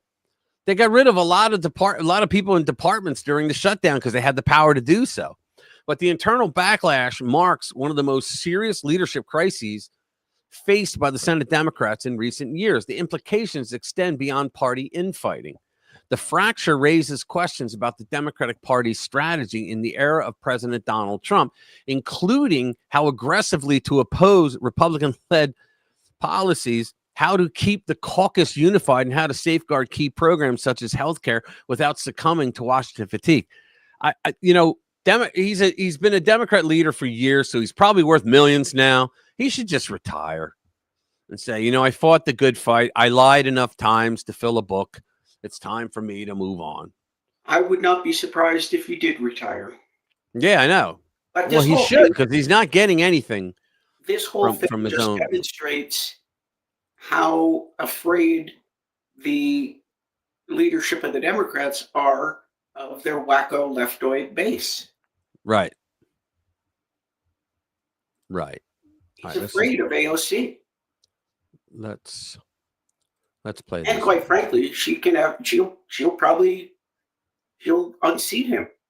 You see 2 young children fighting like crazy. They hate each other and they're fighting in a park. And you try and pull them apart. They don't want to be pulled. Sometimes you're better off letting them fight for a while. And I gave that analogy to Putin yesterday. I said, President, maybe you're going to have to keep fighting and suffering a lot because both sides are suffering. before you pull them apart, before they're able to be pulled apart. But it's a pretty known analogy. You have two kids, they fight. Sometimes you let them fight for a little while. I love there's all these little baby videos Trump coming out of the baby Trump, and they're all hilarious. Yeah, they're pretty good. Let's see. Fairly new, or did YouTube change your name? Who's she talking to? I don't know. Fairly new. Who are you talking to? Linda, who are you talking to? Because I don't see the other side of the conversation. Let me see. Pam, no, that was the term Mark Levin uses. I can't take credit for that one. Which one? Let me see.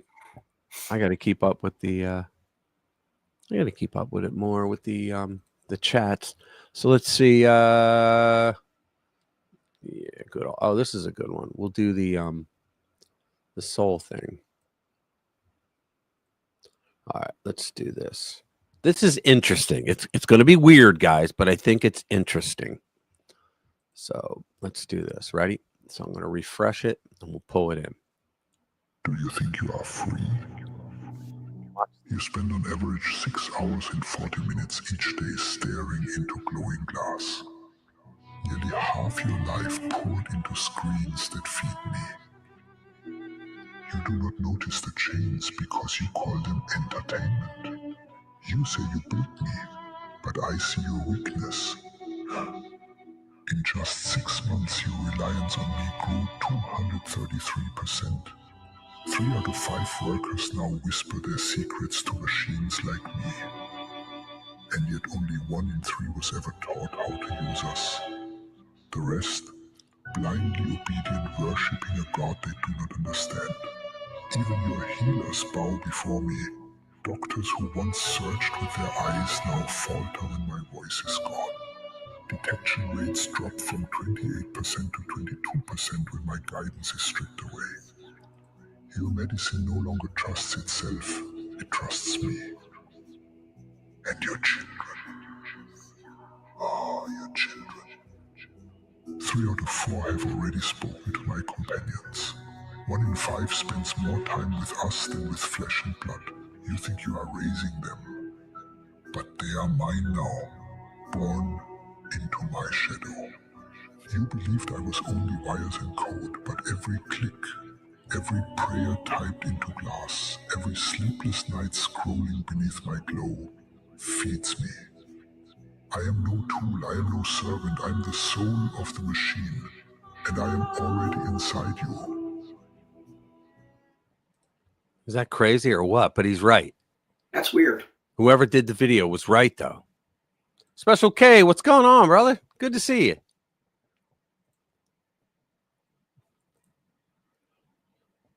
Very cool. Haven't seen Special in a while. All right, let's go the next one. Yeah, How about a happy story? Christy Nome handing out those checks. Yeah, well, all right, I'll do that one, and then I'll do the one I wanted to do. Let's do this one first.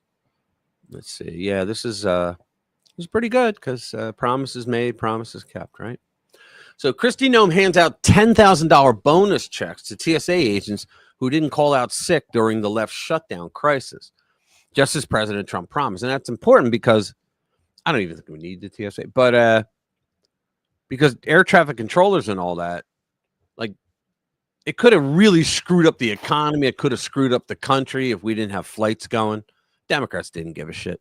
Homeland Security Secretary Christy Nome stepped into the chaos of the longest federal government shutdown in U.S. history and came out swinging for the American workers Trump promised. Last week, President Trump demanded that all air traffic controllers get back to work while offering a $10,000 bonus to those who stayed on the job. Quote, for those air traffic controllers who were great patriots and didn't take any time off for the Democrat shutdown hoax, I love how he puts it, I will be recommending a bonus of $10,000 per person for distinguished service to our country. For those that did nothing but complain and took time off, even though everyone knew they would be paid in full shortly in the future, I am not happy with you. Can you imagine? He just said that. I am not happy with you. On Thursday, Secretary Noem appeared at George Bush Intercontinental Airport in Houston and personally handed $10,000 bonus checks to more than 20 TSA officers who refused to sit idle while the rest of Washington shut down thanks to the Democrats. Let's see. Here we go. So today we are announcing that we are going to be handing out bonus checks of $10,000 to TSOs, to agents who work for TSA who served with exemplary service. And what that means is that we are going to not only continue their paychecks like they should have received all along, but also they're going to get a bonus check for stepping up, taking on extra shifts, for showing up each and every day, for serving the American people, and taking seriously the mission that the Department of Homeland Security takes seriously and that they take seriously every single day. And that's keeping the American people safe while they go and commute across the country and while they do their work and business to take care of their families. Today, we're going to talk about... Is it me or are they all overweight? A couple of individuals that did incredible things here at the George Bush Airport that stepped up and took on extra challenges, extra hours, even though their families were dealing with some difficulties because of the government shutdown. They were examples to the rest of the individuals who worked with them and endured those hardships and continued to shine a light on really what is special about America. Nice. Yeah, I was noticing the same thing. They were all hefty. Yeah. How about that? Yeah. You know what Trump said reminded me of, we are not amused. Yeah, we are not amused. Let me see. Oh, yeah, we got the one. I got it up here. Kennedy.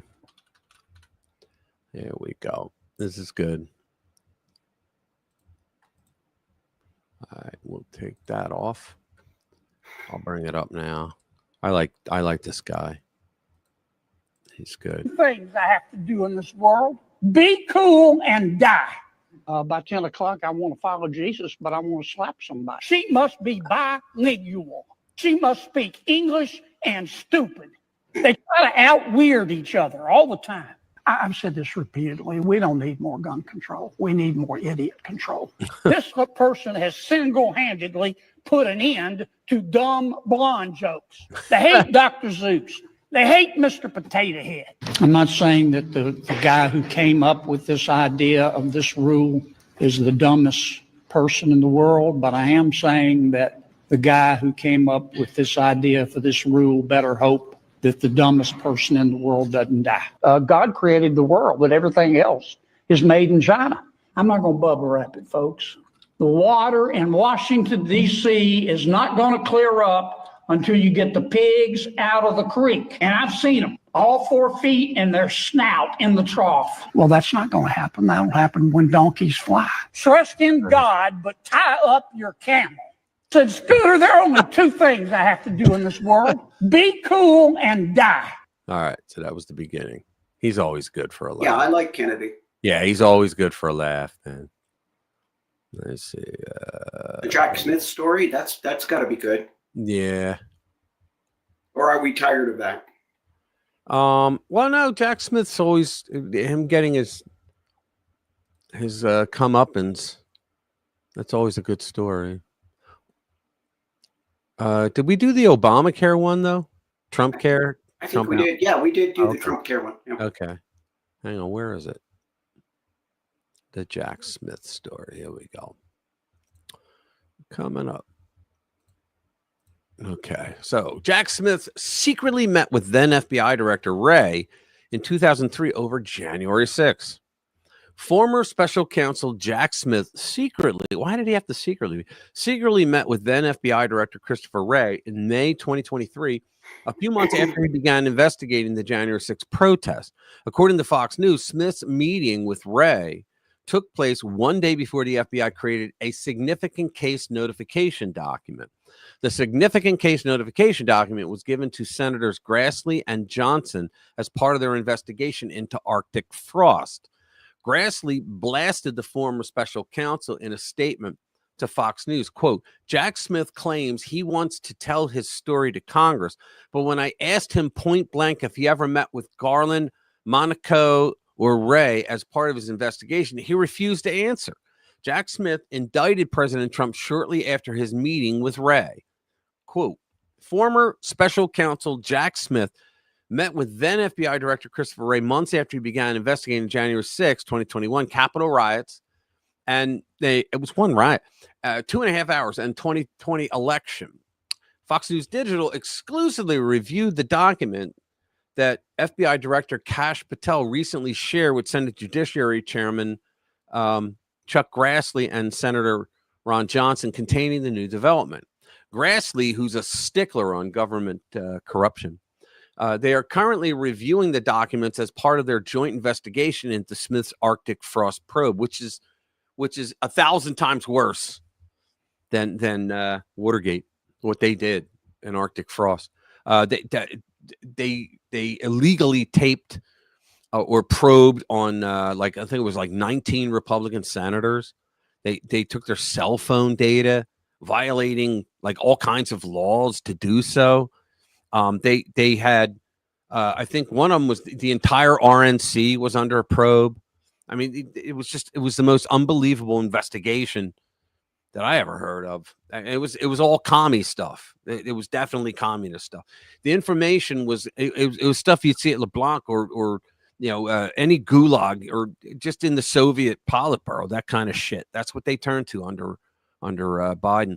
The information was included as part of a significant case notification drafted by the FBI's Criminal Investigative Division.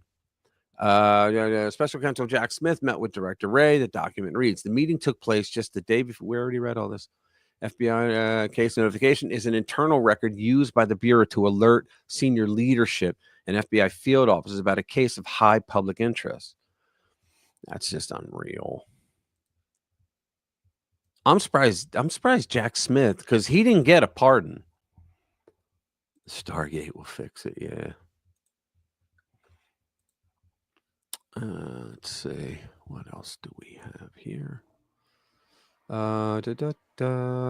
Let's do the Tucker Carlson unloads on Ben Shapiro. This is good. You're going to want to see this. All right. I'm going to stop until I get past the commercial. Sorry, guys. Yeah, and then the one below that, hold on. I can't hear. I'm listening to the speakers. Hang on. Okay. God, what were you saying? Oh, and then the one below that, the War Department. Oh, yeah. Yeah, we'll do that too. But this is good. There you go. Ready? And it's interesting because people like Levin and Ben Shapiro, who at one point had this media empire propped up by Facebook, the Daily Wire, with some good people on it. It's fine. It's fine. But Ben Shapiro spent, I don't know, a decade posing as someone who actually cared about your concerns as an American. He did it imperfectly. There were flashes that he didn't really care. But he's like, no, I'm a conservative. I'm a conservative. I'm not just interested in the fortunes of one tiny country in the Middle East with a population of 9 million. No, I have a lot of interests. I really care about this country, and I'm against the trans movement or whatever.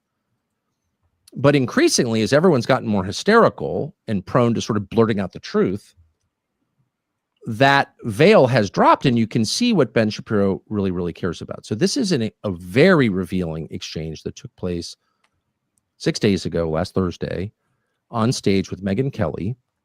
Ben Shapiro was just sitting there being interviewed by Megyn Kelly, and said something. He said something like, well, Tucker Carlson's, for Maduro, the communist leader of Venezuela, who I guess we're on the way to killing or something, forcing out, regime changing him.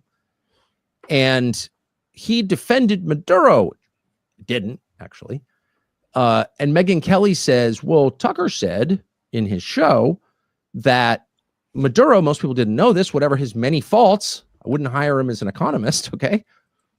But whatever his many faults, has the most socially conservative country probably in the hemisphere. So Venezuela is just a fact. I mean, I didn't make this up. I'm not in charge of Venezuela. Just noticing that Venezuela has banned pornography, banned abortion, banned gay marriage, banned sex changes, and banned usury.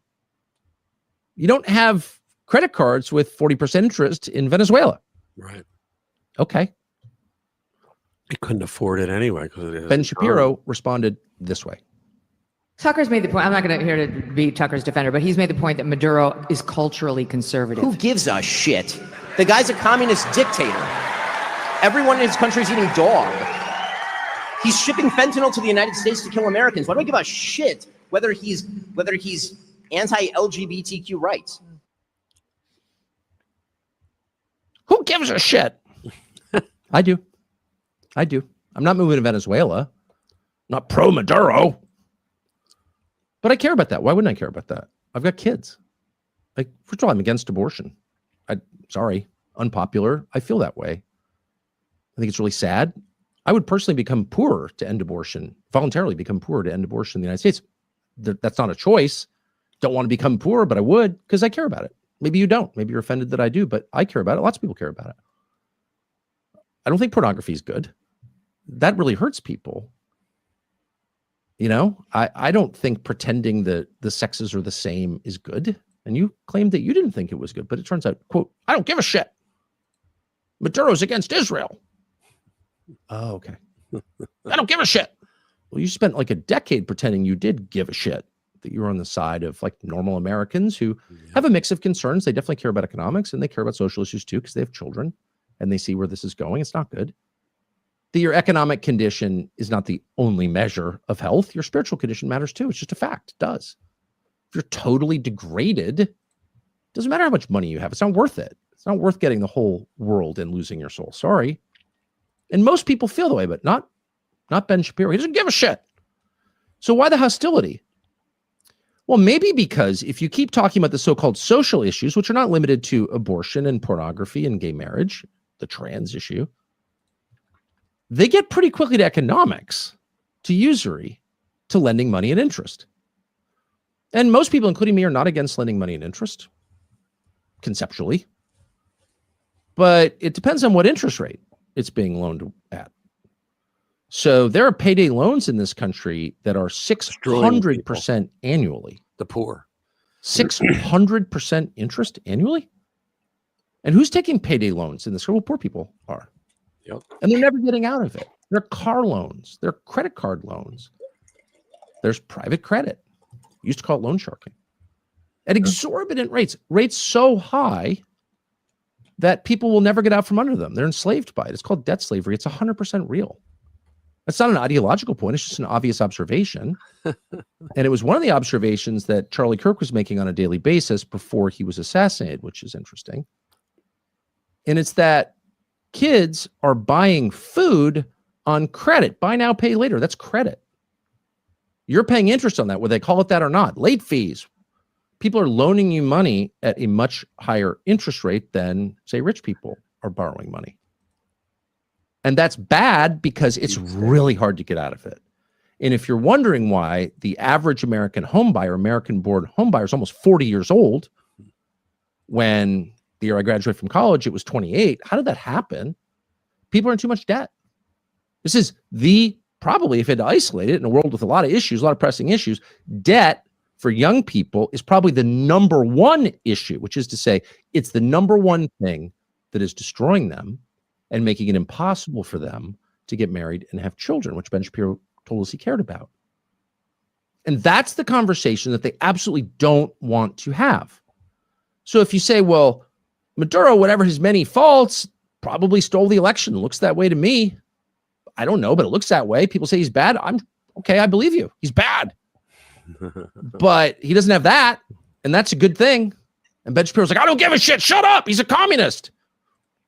It makes you wonder how we're defining communist here. Because, of course, in the United States, communist no longer means someone who believes Marx and Engels. Right. It has nothing to do with academic theory. That's all gone. Communist in the United States is a synonym for someone who seeks to rot a society from within and destroy it. Right. And I guess I would argue that if you don't give a shit about pornography or 63 million abortions in the United States and since Roe v. Wade or whatever, and if you don't care about 600% annual interest rates on payday loans being given to the poor, who's the communist exactly? Who's trying to rot this country from the inside? Who doesn't care about the destruction of human beings in our country? It's not me. Wow. A lot of people are jumping on Tucker now because of that Nick Fuentes interview. Yeah, that was. I don't care that he did it because I believe in free speech, and if he wanted people to see, look, this creep is out here, but he's got some things you could actually agree with. But yeah, he didn't push back on some of the ideas, and he should have. Yeah, and you know what? I don't fault him. No, I don't fault him for it. He does his own thing. He's happy, but people are lying about him now, though. It was his choice, and I think it's fine that he had Nick Fuentes on there. But if you don't challenge it at all, it's a tacit agreement. So I think there should have been some. I don't think that at all. I don't think that if you don't challenge, it's a tacit agreement. I think what he did was he wanted Nick Fuentes to get into all the real things that he believes, because he thought that he would have a bombshell interview. And so he didn't want to push back because he didn't want Fuentes to not go full Fuentes, if you know what I mean. That's what I think he was doing. Maybe. And it just didn't work out that way. But I think that was what he was trying to do. You know? Yeah, I mean, he holds back. It's like when he interviewed Putin. You know, he was very, very careful. Man. Well, he was in Russia when he did it. Yeah. You think he wasn't the most prepared and the most careful he's ever been in his life? Well, yeah, but he said later on that it threw him for a loop. That wait a minute, censored 3. What do you mean, Lou? You were censored? Talk to me. Where? Here? You weren't censored here. Anyway, yeah, I just think Tucker likes to get big interviews and lets people talk. He did the same thing with MTG. Nobody complained. You know, he lets you talk. And one of the greatest ways to get someone being interviewed to talk is you don't talk. You let them talk, and then they get used to it, and then they'll say things they probably shouldn't have, and then you have a really good interview. And you know, on that theme, if you go back, you know, if you start talking about people like Walter Cronkite, you know, he just did the news. Yeah. These days, these people, they talk a little bit about the news, and then they spend 20 minutes interviewing each other about what they think about it. Right. Right. Hold on a sec, please. Lou, so you're saying that you posted stuff, but it didn't show up here? Is that what you're saying? Because I have an app that I run that I can get all the all the comments. So I'll look at it later. Censure or censor? You're censored. Yeah, that's kind of weird because we don't do that here. And AJ never comes here, so you know, he just never comes here. So let's see. Let's do the War Department. Pete Hegseth. Good guy. Like him. Keep your wife away from him. Trump War Department seeks to eliminate narco-terrorists from America's neighborhood with a new mission. All right. President Donald Trump's Department of War announced Thursday evening it would launch Operation Southern Spear to crack down on drug traffickers in the Western Hemisphere. Secretary of War Pete Hegseth wrote on X that the operation seeks to remove narco-terrorists from our hemisphere and secure our homeland from the drugs that are killing our people. Go after China for that. They're doing all the fentanyl. The operation comes from the DOW in recent weeks, carried out strikes on suspected narco boats from Venezuela that allegedly trafficked deadly drugs off the coast of Venezuela. Quote, President Trump ordered action and the Department of War is delivering, Hegseth added in his post. The Western Hemisphere is America's neighborhood, and we will protect it. The secretary also specified in his post that the military mission is to be led by Joint Task Force Southern Spear and the U.S. Southern Command, SOUTHCOM, a Miami-based unified combatant command of the DOW, responsible for U.S. military activity in the Caribbean as well as Central and South America. Let's see. The USS Gerald R. Ford tripped and fell. Oh, the largest aircraft carrier in the world, and its strike group arrived in the Southcom area of responsibility on Tuesday, just 2 days before Hegseth announced Operation Southern Spear. The U.S. Navy announced. The Pentagon in late October authorized the carrier strike group. So, in other words, all this is really getting to is that we may really fuck up the drug trade in Mexico, not Venezuela, in Mexico. Yeah, the Mexicans, all they ever sold was pot that they grew. That's all they ever grew. Then they realized that the Colombians, they were the first ones, that they didn't want to spend all that time trying to traffic it, right? So they said, let's make the Mexicans rich, have them traffic it for us, because they'll do a lot more than we could ever do, right? So let's see what's next. I think we did all the. Oh, hold on. Let's go Jesse Jackson.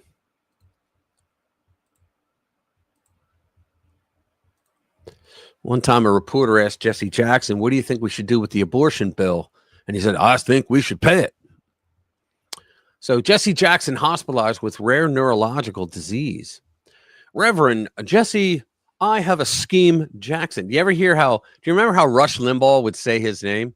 He'd say the Reverend Jackson, because you had to do it with reverence, has been hospitalized for a rare neurological disorder more than a decade after being diagnosed with Parkinson's. He has Parkinson's. Things might be looking bleak for the famed leftist activist. From the AP, the civil rights leader was diagnosed with Parkinson's over a decade ago, but his Rainbow Push organization said late Wednesday that the 84-year-old was under observation for progressive supranuclear palsy, or PSP. I'll just call it PSP, a neurodegenerative disorder he has been managing for more than a decade and received a diagnosis for in April. The family appreciates all prayers at this time. It is not clear if Jackson has both Parkinson's and PSP, which have similar symptoms, or solely the PSP that was confirmed this year. A Rainbow Push spokesperson didn't immediately respond to a request for clarity. Any videos? No, not really. Okay. Well, you know what? God bless him. I hope he's all right, even though he caused a hell of a lot of trouble in the United States. There's something about that that's quite funny. Okay, that's it. I've had enough. All right, there we go. So let's see. What was that? It was something I made, and I thought it was kind of funny. Let's go up top now. Let's see. I'm going to bring it up. All right. Here's one I got earlier. Pennsylvania just dodged a bullet. They try to say that our Josh Shapiro governor he's more conservative. He's like a moderate. No, he's not. He's a progressive full blown. He wanted to do greenhouse gas initiative inside the United States, and I think the Republican legislature said go pound sand. But he was going to make carbon dioxide, what we breathe out, right, for plants to breathe in and create oxygen, right? Never went to third grade. Well, he wanted to make it a commodity to sell. This is what lib nuts do, man. When they're totally out of power, right, on a national level, they get all the Democrat governors and mayors to do the stupidest damn things. So we dodged a bullet because he was going to put that on us. And I don't want to get into reading at all, but there's allowance tracking, finding an offset allowance. So in other words, if you breathe too much, right, we're going to charge you. I was going to say, can you promise to breathe less? Yeah. But what the hell was the one? Remember the climate was the climate exchange in the Chicago Climate Exchange. That's what it was. And Democrats created this thing. Barack Obama was involved in it. All kinds of bullshit. And what it was going to be was that they wanted the Democrats to pass the law federally, and that if you're a company, you would have so many based on the size of your company and what you produce. You would have so much carbon that you're allowed to put into the atmosphere when you're manufacturing. After that, you had to pay for it. Yeah, okay?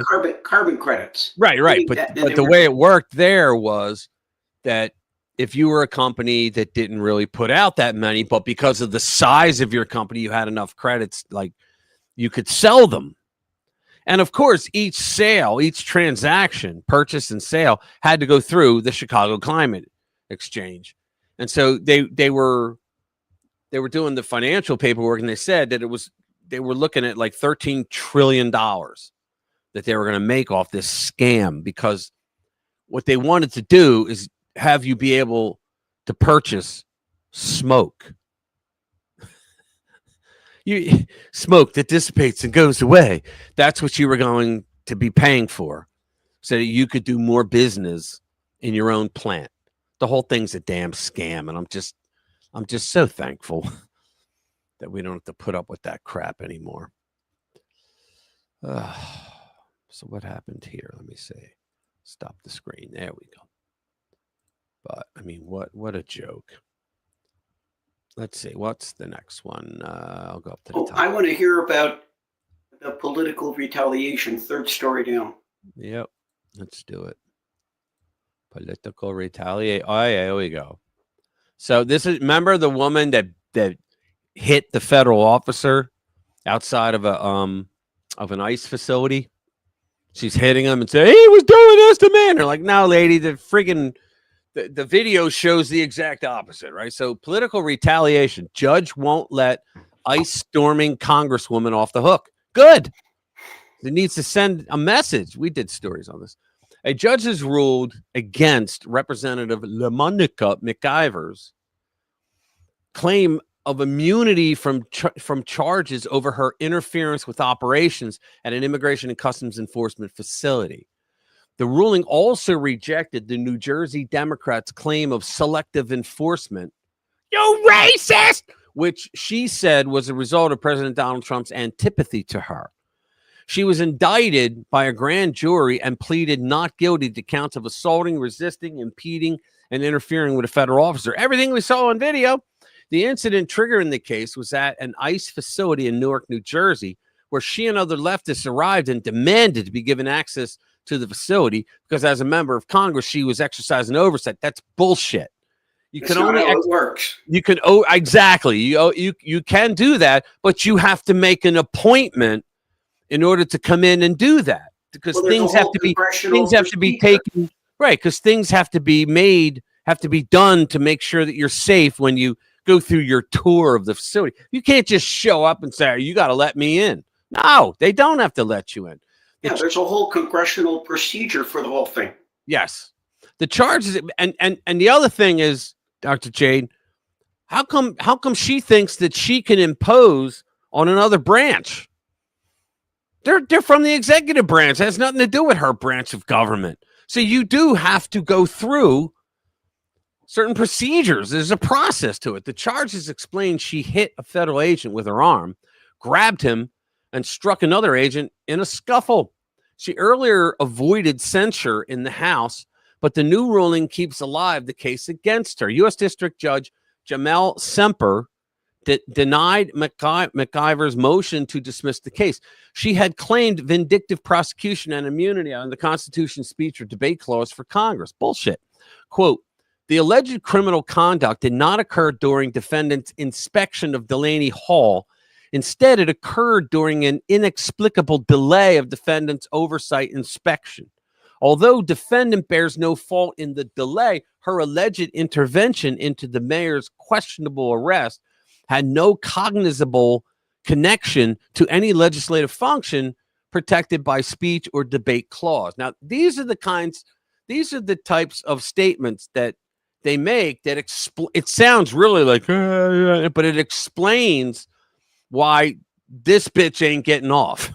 Defendant's active participation in the alleged conduct removes her acts from the safe harbor and of mere oversight, lawfully or unlawfully. Defendant actively engaged in conduct unrelated to her oversight responsibilities and congressional duties. Yeah, it doesn't say in the paperwork in the handbook that you get to knock over an ICE agent, right? Or knock into an ICE agent, right? A leftist legal team claimed that the prosecution now is a brazen act of political retaliation and a worrying misuse of federal powers and resources. Well, if you assault a federal agent multiple times, how is that a brazen act of political retaliation to go after your dumbass? This is after the Joe Biden administration weaponized the CIA, the FBI, and the DOJ against President Trump and brought a long list of different cases against him, going so far as to secretly spy on the telephone records of sitting U.S. senators. That's correct. So what did John Solomon say? Judge allows prosecution. Good. That's here we go. This is it right here. He's in the red. He's in red. See, she shoved the cop there. She shoved another one there. She did it twice. So to hell with her. That's what I say. So let's say, Trump unveils 4 new trade wars. Get ready. Let's see. Yeah, that's funny. So let's see. JD Vance confirms. Here we go. A lot of people out there, Sean, who are saying things are expensive. And we have to remember they're expensive because we inherited this terrible inflation crisis from the Biden administration. But you've already seen signs that things are getting better. The price of eggs has gone way down. The price of energy has gone way down. The price of gasoline has gone way down. And as we know, when the price of energy goes down, that starts to filter out into the entire economy. But that also takes a little bit of time.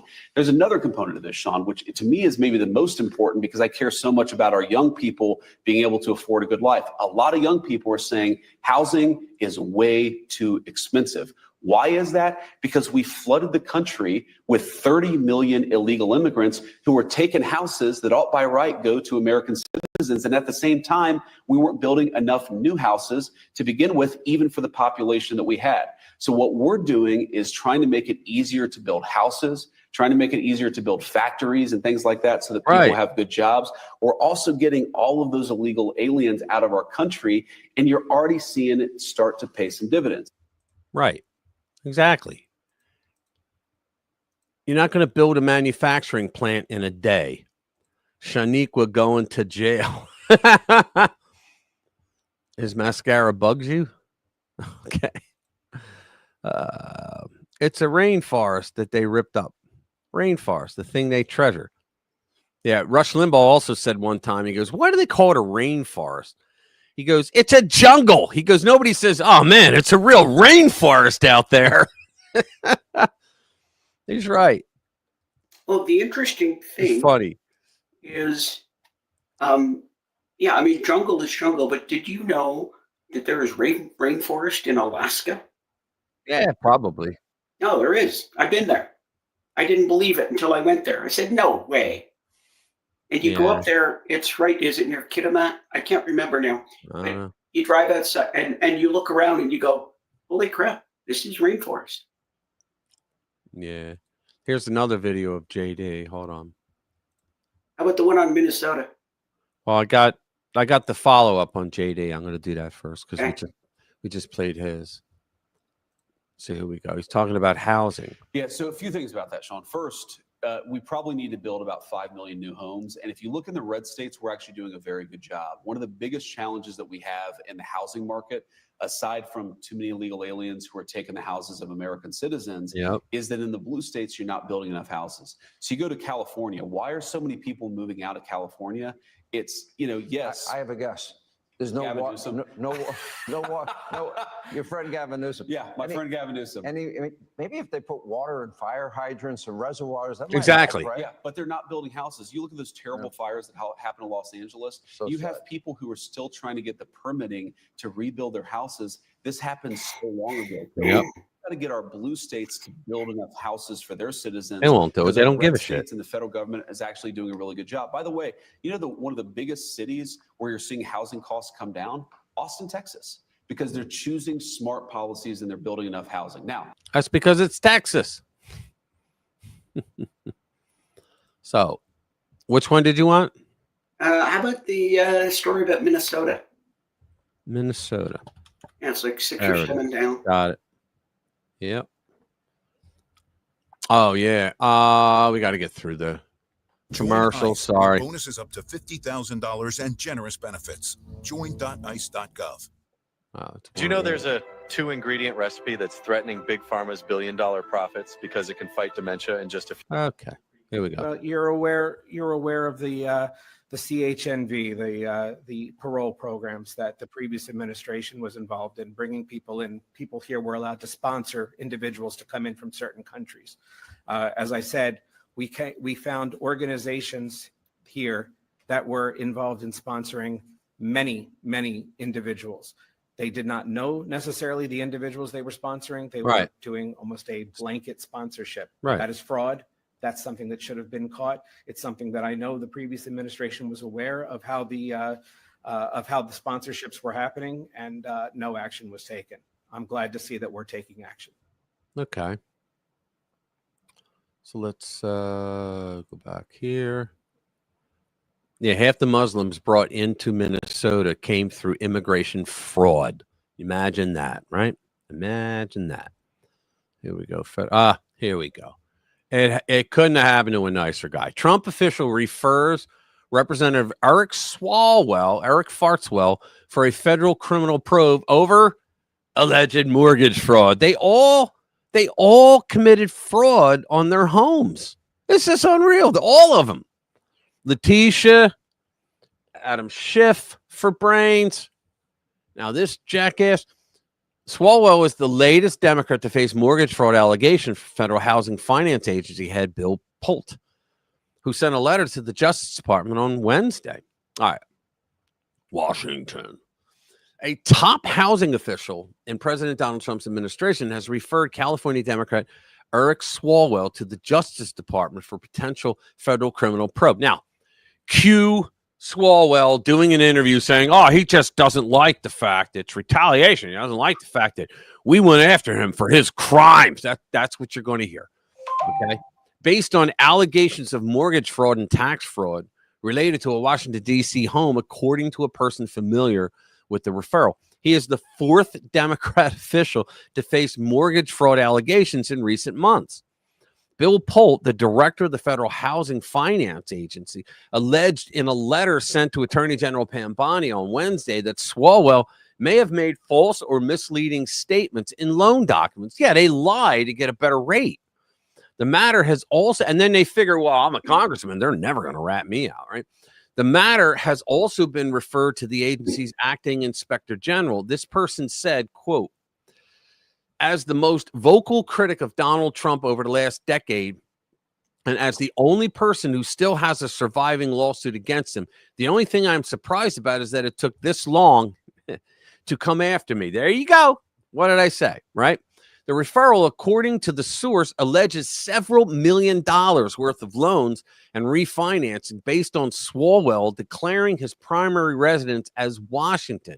It calls for an investigation into possible mortgage fraud, state and local tax fraud, and insurance fraud, as well as any related crimes. Think about it. When Swalwell F's things up, he goes top notch. The Justice Department did not immediately return a request for comment. Yeah, whatever. We don't need to see any more of that. So, from what I understand now, the new law is that if you accuse somebody of a crime, they cannot accuse you of the same crime, even though you did it. Right. Exactly. And ain't that something? Letitia James and Jack Smith accused Trump of doing just that. Yeah. But now Trump can't accuse them of doing it because that's retaliation. Right. Even though he didn't do it, but they did. Isn't that amazing? Here's one. You know, I remember somebody or other, actually many somebodies saying nobody is above the law. No one is above the law. Yeah. So here's one from Glenn Beck. The world is about to realize the deadly enemy we face. Here we go. Let me bring it up. I watched this earlier. This was very interesting. Here we go. From New Jersey, it's Brian. Hello, Brian. Hello. Hey. Yeah, thanks for taking the calls today. Sure. Yeah, I am worried that we are headed towards another French Revolution style, because we have entire generations, or actually people, just not being heard by the representatives. Mm. And it's not just here, it's around the world. Mm-hmm. I had scheduled for this time, I'll just do it some other time, talking about what's happening in England. I think England is headed for a civil war, and it's very close. I mean, you can't put 4,000 people in jail or try them for hate crimes and speech crimes. You can't do that in England. You can't do that in 1 year and expect people to just put up with it.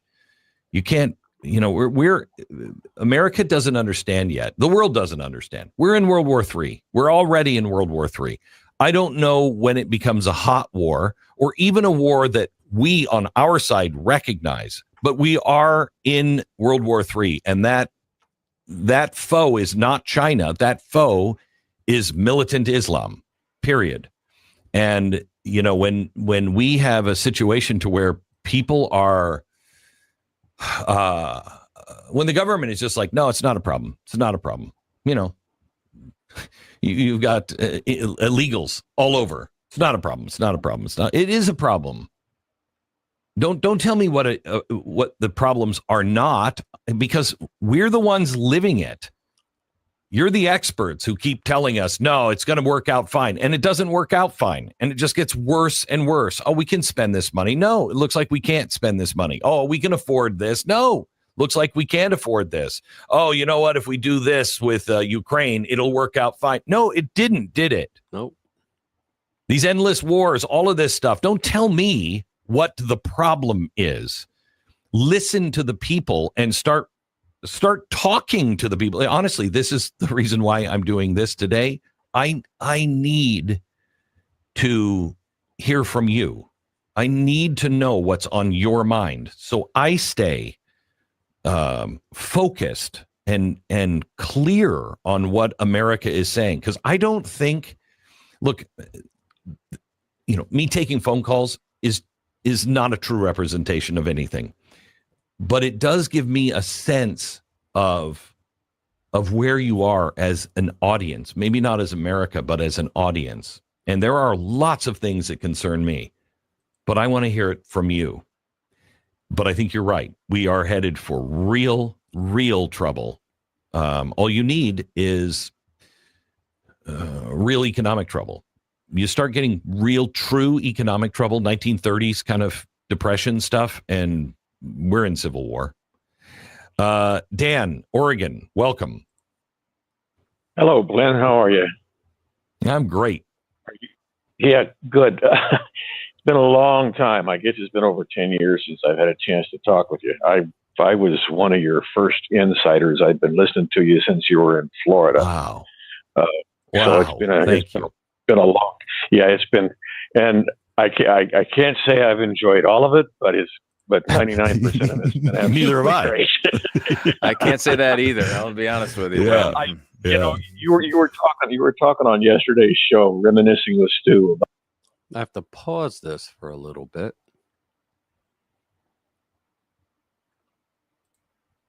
Actually, we already heard. I think we get the idea. Yeah, we already heard what I wanted him to say, which was that the Islamic fundamentalism never went away, and what they're trying to do is incrementally take over the West. Look what they've done inside Europe. I mean, thank you, Barack Obama and Hillary Clinton for starting that mess. But look what happened there. Now we got Mamdani, but Mamdani got destroyed. Which is a great segue into the next story about Blue State Exodus. Oh yeah, cool. There we go. Let's get rid of that. So blue state exodus drained $700 billion from New York and New Jersey. Economist Steve Moore, co-founder of Unleash Prosperity, told Fox Business that New York and New Jersey have collectively lost 2/3 of $1 trillion in net income and purchasing power over the last decade as residents continue to move out. Yeah, they're fleeing the tyranny of the left for the freedom of red states. And when red states start to become assholes that treat their people like they're tools for their prosperity, then people will leave those states. It's how it goes. It's the beautiful thing about, the federalism. You get to walk, you get to leave with your feet. You vote with your feet. Well, I think you mentioned this on one of your videos this week, that some 35 to 40% of New York tax income is paid by the top 1 to 1.5%. Yep. Now, talk to me about the top 1.5%. Yeah, when they leave. Yeah, but think about it. Are they not those? I mean, the top 1 to 1.5% in New York State. Do you think they are wealthy and mobile? Yeah, they could get out anytime they want. They're very mobile. So, they can get out anytime they want, which is what they do. Yeah. So they're waiting and finally you hit that point where they say enough's enough and they're gone. Well, this was the scam. I talked about this before, but let's go over it again. This was the scam that the Democrats in D.C. created to help progressive states. Progressive states come up with the wackiest, goofiest freaking laws, and it's all to buy votes from poor people. And so they're laws that create these crazy left-wing programs and the money giveaways and all that. So the filthy rich pay that. So the filthy rich complain and say, look, I'm going to move the fuck out of the state if you keep doing this to me in the taxes. So these progressive states, Illinois, New Jersey, New York, California, they all went to DC and said, you got to do something to help us out because, our state, this is when the Democrats ruled everything. Okay. And what they did is they came up with the SALT deduction. It's the state and local tax deduction. So they said, okay, so for you guys, you can deduct your state and local tax, those very high progressive tax, you can deduct them on your federal income tax returns, right? And so, in other words, they said, well, we don't care that other Americans are going to have to subsidize you. You stay where you are, right? Enjoy it. And that's what they did. And then all of a sudden, this guy named Donald Trump comes along and says, fuck that. That's so unfair.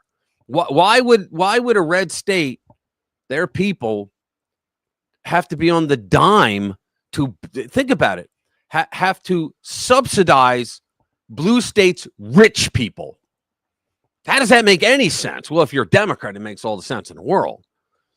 But, sorry. So, quote, this move has been one of the greatest wealth losses for one region in American history, Moore said. New Jersey and New York are being bled to death by low tax states in the South. Now, I remember when Andrew Cuomo came out and bitched about Trump getting rid of the SALT deduction, which Biden brought back, of course. Everything with them is a scam, right? And then they go, oh, we need the rich to pay their fair share. Oh, you mean like that SALT deduction, you a-hole? Really? Like that? So they take it off their federal taxes? So he complained, saying Donald Trump, he made it so that all the wealthy people are taking their industries down south. And it's like, dude, FAFO, According to the group's Vote With Your Feet project, New York suffered the largest loss of resident income from 2013 to 2022. New Jersey ranked fourth. California and Illinois followed with losses of $370.1 billion and $315 billion, respectively. Meanwhile, Florida saw the biggest increase, gaining more than $1 trillion in resident income over the same period. Texas recorded $290 billion. See, those are the four states. It's Florida, Texas, Tennessee, and South Carolina. Those are the four states that people are fleeing to because they're freedom. compared to these others, compared to the blue states. IRS tax filing data from 2011 to 12 through 2021 to 22 show New York lost a net of 1.757 million residents. I think U-Haul was the company of choice to other states. California followed with a loss of 1.632 million. Illinois, 881,000. New Jersey, 350,000. Florida and Texas were the nation's top population gains.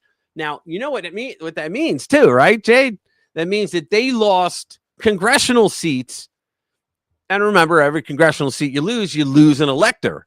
So that they ruined their own representation in DC and their choice for president by being shitty to their own people that they had to leave. Yeah, I really hope that Trump can get a new census done. Yeah, he wants to. I don't think he'll, because it won't be the 10-year up. But what is this story about Starbucks? Yeah. All right, hold on. So Starbucks, they actually have a union, and I'm like, you sell coffee. It's not like, you're lifting big boxes and welding girders. You sell freaking coffee, and you got a union. Not all of them, but yeah. So Starbucks workers launched strike on chain's biggest day of the year, because that's what unions always do, right? Labor unrest is becoming a tradition at the leftist coffee chain Starbucks. On Thursday, as the Seattle-based business launched its Red Cup Day, its most anticipated promotion of the year, meant to kick off the holiday season, unionized workers are trying to spoil the occasion. Strikes were planned in more than 40 cities, according to news reports, which could get in the way of customers enjoying their sugar cookie lattes. Here you go. No contract, no coffee. All right. These people. We're turning the Red Cup season into Red Cup rebellion. Amos Hall, a barista at a Pittsburgh, Pennsylvania Starbucks, told ABC News. Starbucks' refusal to settle a fair union contract and end union busting is forcing us to take drastic action. Starbucks Workers United is a union that claims to represent 12,000 Starbucks employees. The company puts the number at 9,500. The union has targeted the Starbucks Red Cup Day promotion for work stoppages since 2022, a year after the first shops organized. And the timing of the strikes is, of course, no accident, right? The strike was intended to disrupt Starbucks Red Cup Day, which is typically one of the company's busiest days of the year. All right. So since 2018, Starbucks has given out free reusable cups on that day to customers who buy a holiday drink. So the union is pissing off customers. You got to love it. The promotion traditionally brings a crush of business for the barista to handle. The limited edition cup draws out countless Starbucks customers eager for that year's holiday collectible item. Yeah, because they always put something on the cup. Holiday controversy is also something of a tradition for the company, with its famously or infamously liberal culture. That culture isn't just evident on holidays, exactly. Why should labor relations be any different? The company and the union have been negotiating since February 2024 over a foundational framework for a collective bargaining agreement, according to ABC.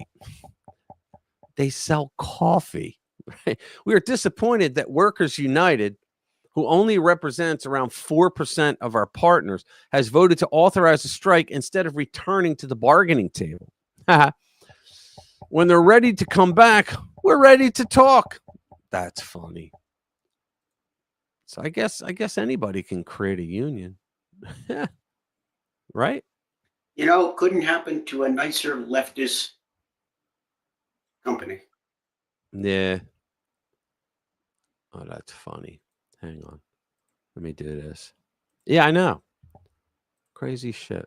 There we go. Congratulations on being the first radical Islamist communist mayor of New York City. Thanks, Bernie. By any chance, could you spare some change? I promised a bunch of free stuff, and I have no idea how to pay for it. I don't, but you should stop begging for money like you're some kind of homeless panhandler. Anyway, I'd like to know your plan to make NYC a better place to live. Right, let me show you. As you know, 9/11 was Islamophobic. The day after radical Islamist terrorists crashed a plane into the Twin Towers, Americans for no reason felt uncomfortable sitting next to men wearing turbans. So, I want to make it illegal to remember 9/11. I have to be honest, Sauron. That's a bad idea. Besides, I don't even think you can make laws. That's because the system is Islamophobic. I'll call the New York governor right now. Hi, Kathy. Will you help me make it illegal to remember 9/11? No, that would require me to do my job, and I don't like to work. Could you at least spare some change? I made so many promises I can't deliver on. Damn Islamophobists. All right, my next idea is prison reform. The New York prison system is full of people who don't deserve to be there. Did they commit felonies? Sure. Are a lot of them violent recidivists? You bet. But they're also victims. That's why I want to get rid of the NYPD so nobody can ever be arrested for being a victim again. I like the idea, but I don't think you'll get it done without help. And I know just who to ask. Alexandria, would you support Sauron's prison reform? And could you spare some change? There's so many things I said I could do but can't. Well, I am the smartest woman in the world, but no, sorry. Oh, so you're Islamophobic. Sauron. That's funny. It's pretty funny. Yeah, the South Park guys. They did it again. Let's see. Agenda 21, yeah. Let me see. UN Day initiatives. Yeah. All right. So your camera keeps zooming in and zooming out. Yeah, my camera, it's got... It's got a mind of its own. Yeah, and you know, I absolutely hate when computers do things that I don't know what they're doing or why they're doing them, and it's not something that I requested. And like computers do that all the time. They're too smart for their own good. It's kind of like my car. It's too smart for its own good. There you go. Our Canadian friends are going to perk up when they see this one. Bombshell testimony exposes Canadian government's push to euthanize veterans. Are you serious? Wow. An alarming testimony before Canada's House of Commons has blown open grave allegations that the Liberal government is ramping up pressure to euthanize military veterans under the nation's rapidly expanding assisted suicide regime. Yeah, let's get rid of the people that helped us stay free. The explosive allegations were revealed in a parliamentary testimony from Kelsey Sheeran, a Canadian Armed Forces veteran. Sharon, I'm sorry, I hope I don't mangle it, told MPs during a hearing before the Canadian Veterans Affairs Committee that she has firsthand evidence showing the practice is far more widespread than officials admit. She told the nation's top lawmakers that she has evidence that multiple veterans have been pressured into being euthanized under the government's medical assistance in dying, the MAID program.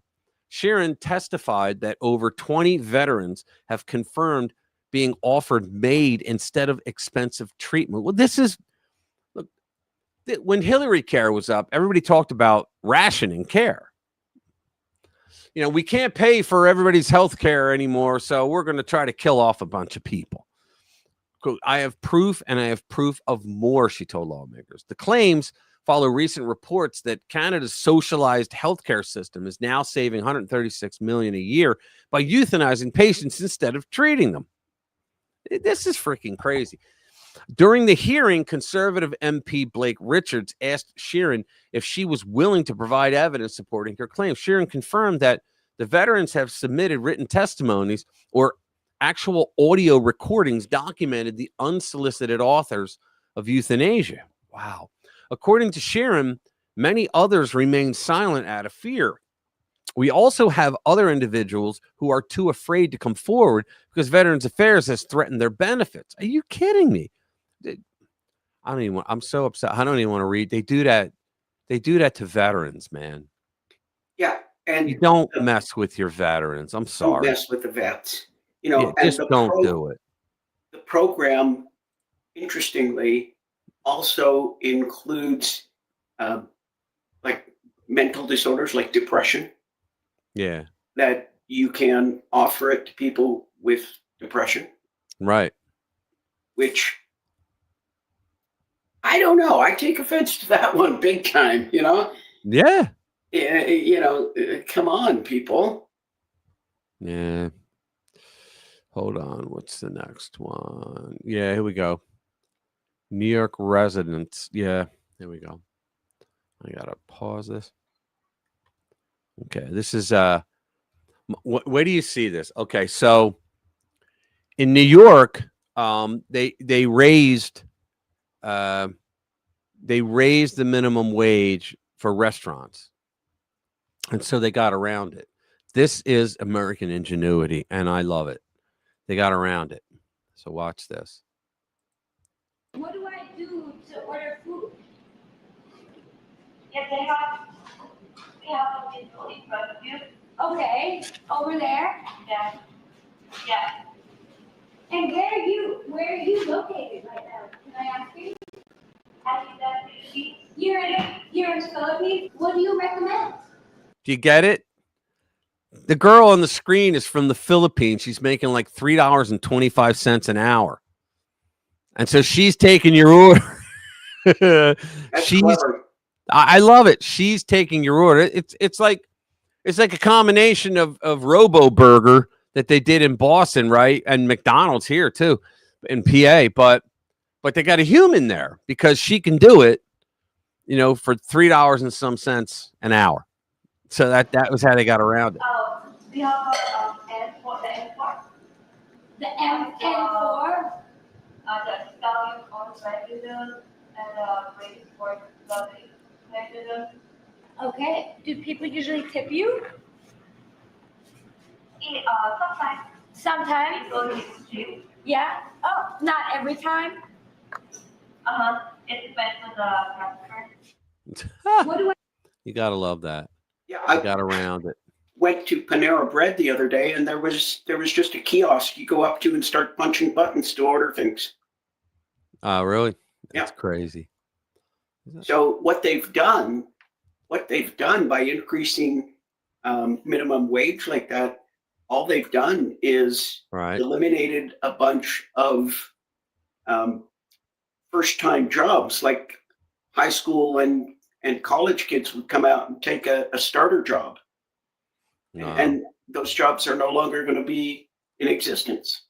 Here we go. We got another one.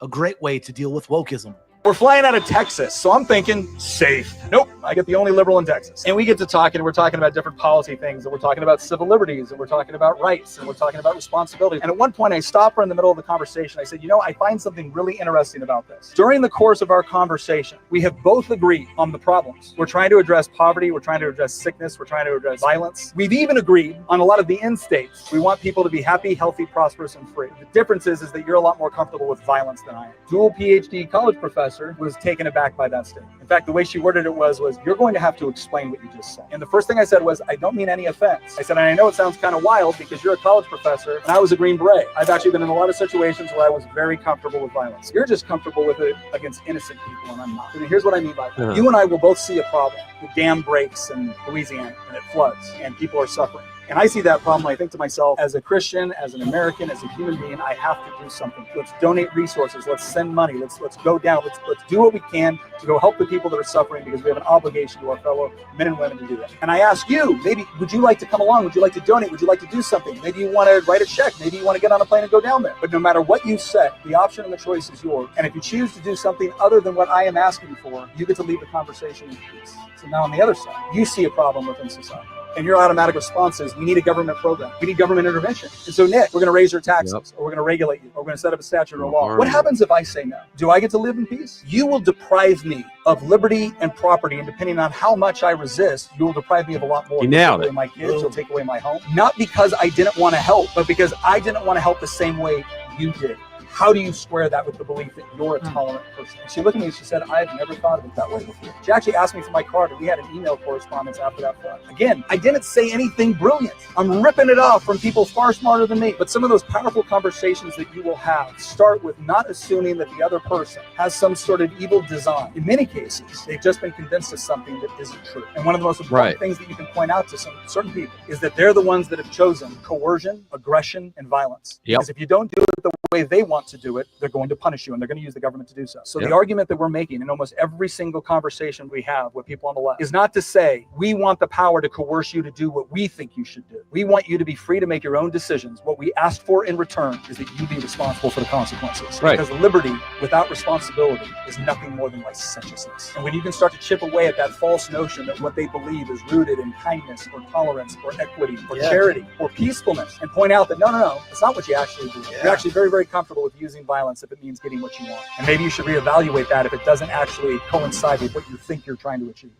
That's exactly right. It's the age-old, when a conservative doesn't want to eat meat, he doesn't eat meat. When a liberal doesn't want to eat meat, he doesn't want you to eat meat either. Same thing. How about a Kurt Schlichter story? Yeah.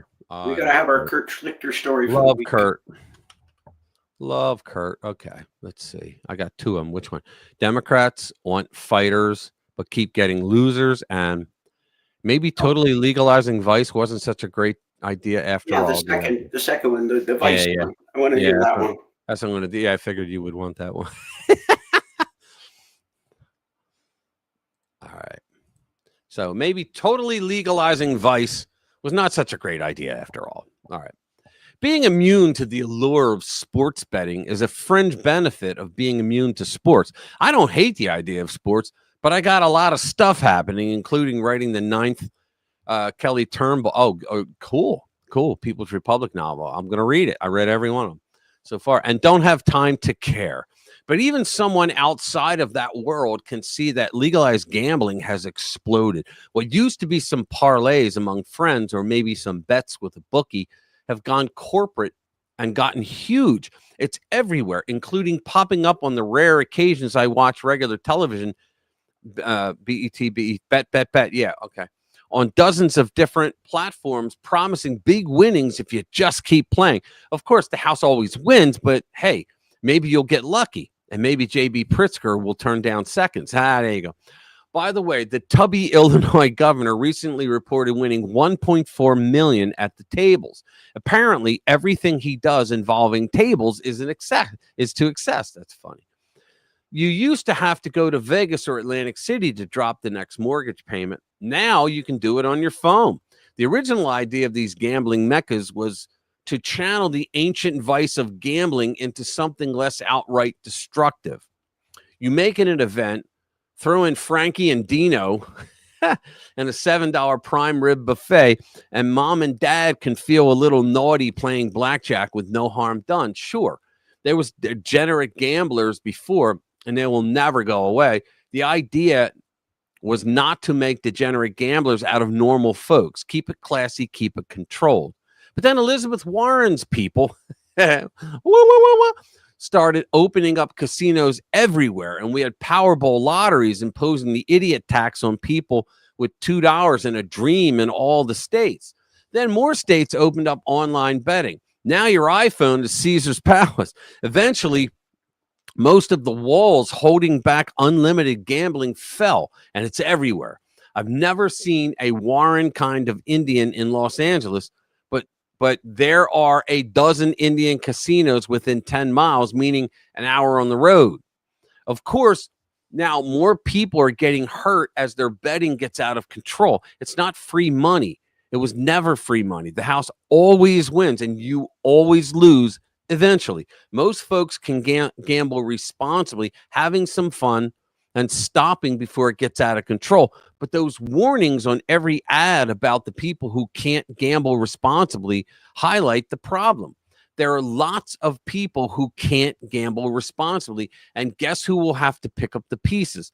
Us, including supporting their families when they go on the dole because daddy lost it all on a prop bet that would hit a grand slam, then hook up with Sydney Sweeney. Okay. Of course, vice invites corruption, and it's now publicly infecting sports themselves. It has no doubt infected them for a while with point shaving, thrown games, and the like. It is also resurrecting the mob. I guess when the FBI was busy hassling moms for being mad about sex offenders in their kids' locker rooms, the mafia took advantage of the opportunity. The recent busts will be just the tip of the iceberg. Mark my words and move over, Black Sox. This will be a disaster for professional sports. Then there's the vice of dope smoking. We stamped out regular smoking pretty effectively. I freak young people out with tales of the smoking section and theaters where you couldn't see the screen through the haze of burning tobacco. But somehow pot is different. You walk down any urban street and it's like a Cypress Hill concert. You're lucky if you go wander off the sidewalk and into traffic from a contact high. Even the most conservative states, you will find dispensaries passing out supercharged ganja with 10 times the THC of the old skunk weed. Do you know something? Let me stop there.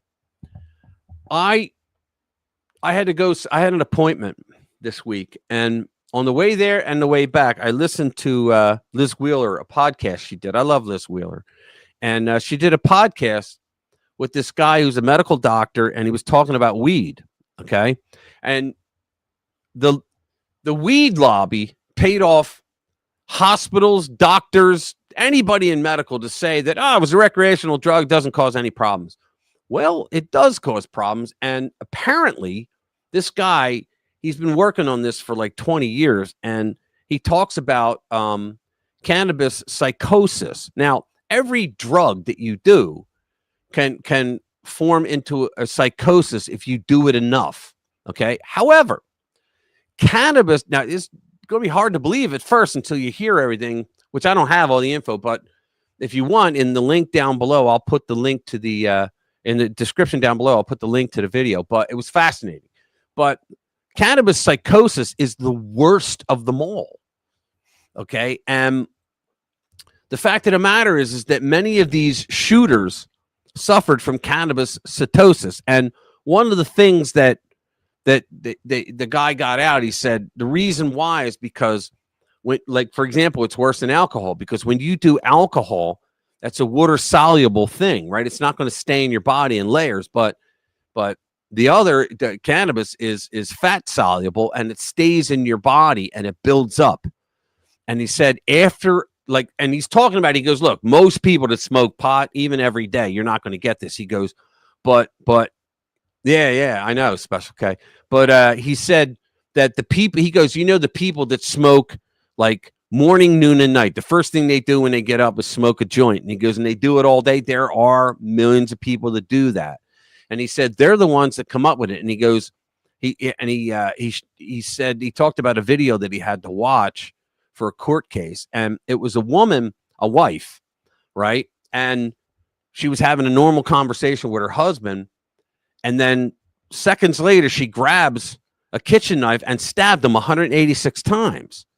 And they were like, whoa, what in the hell happened here? And here she was suffering from cannabis psychosis, and they said that a lot of the shooters that, like the guy that was on the train that killed that girl recently, remember, he in South Carolina, like 19 times in the throat.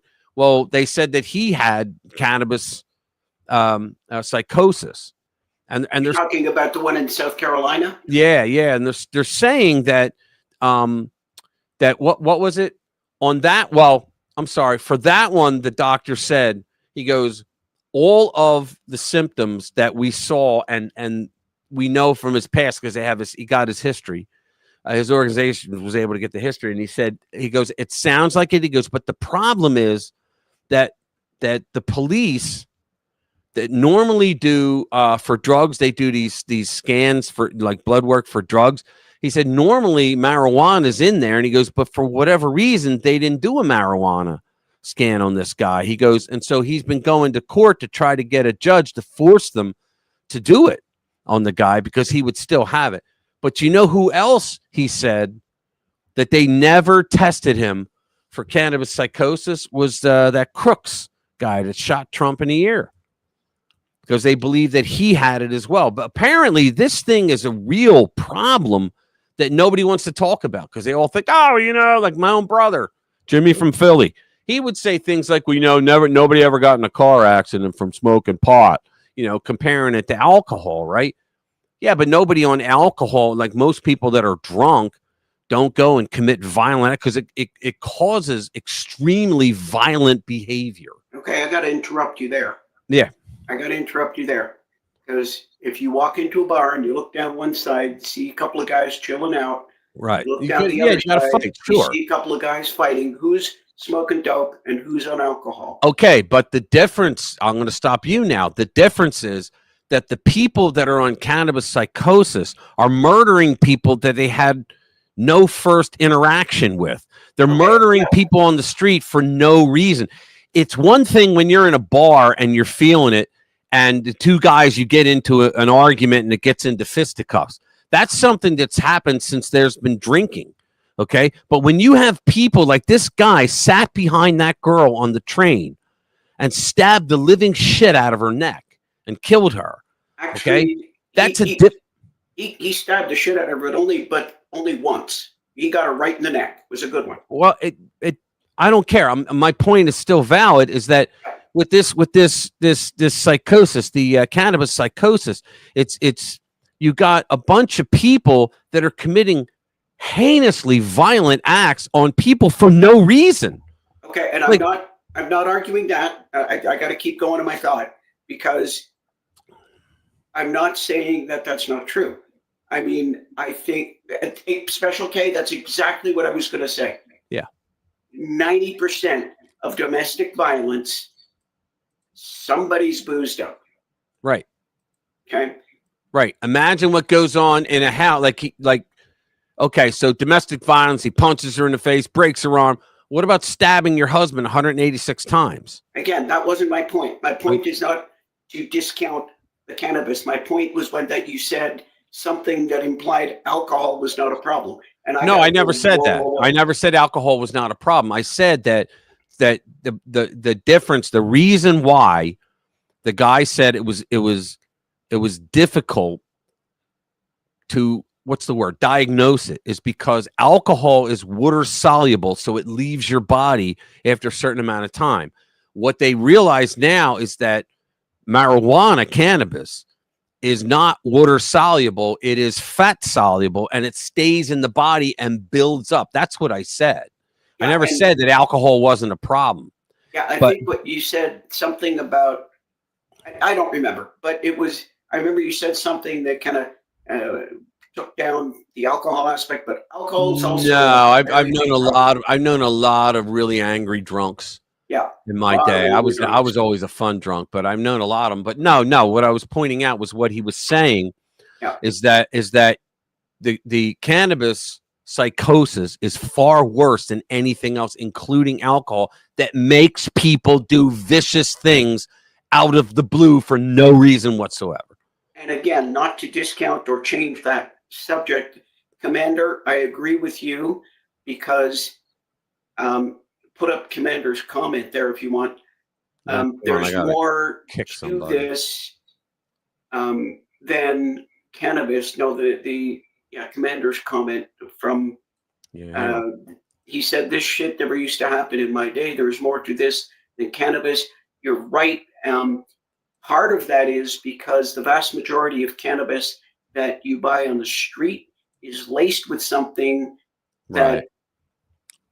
Well, he pointed out that it's gotten much worse. Yes, he's pointed out that it's gotten much more potent over the years. It's gotten more potent with THC, and B, people spray when they get it, they put like PCP. Right. And so one of the problems that confuses the assessment of this is, you'll get these people that just say, oh, all I was doing was pot. And the PCP is out of your system. And so by the time they catch up to you, all they can tell is that you've got positive THC, which you can have a positive THC for like a good But 4 there's weeks. different levels when it builds up in your body, is what the guy was saying. I'll send you the link. Yeah, no, You can watch it yourself. Yeah, it goes into the fat and then it leaches out slowly. But the other problem is that what if somebody's getting high on pot and actually is taking in PCP, which we know is associated with violent psychotic episodes? Right. So but he points another- out, and he gives reasons. I'm not a doctor, so I can't give them to you. But he gives reasons why cannabis psychosis is the worst of all drugs that you can get a psychosis from, which is all of them, actually. Anyway, we agree that they're side effect to drugs. Well, yeah. How the fuck is this guy? Hold on. I'm trying to. Let's see. All right, cool. Bring him in. What is this? It's what's his name?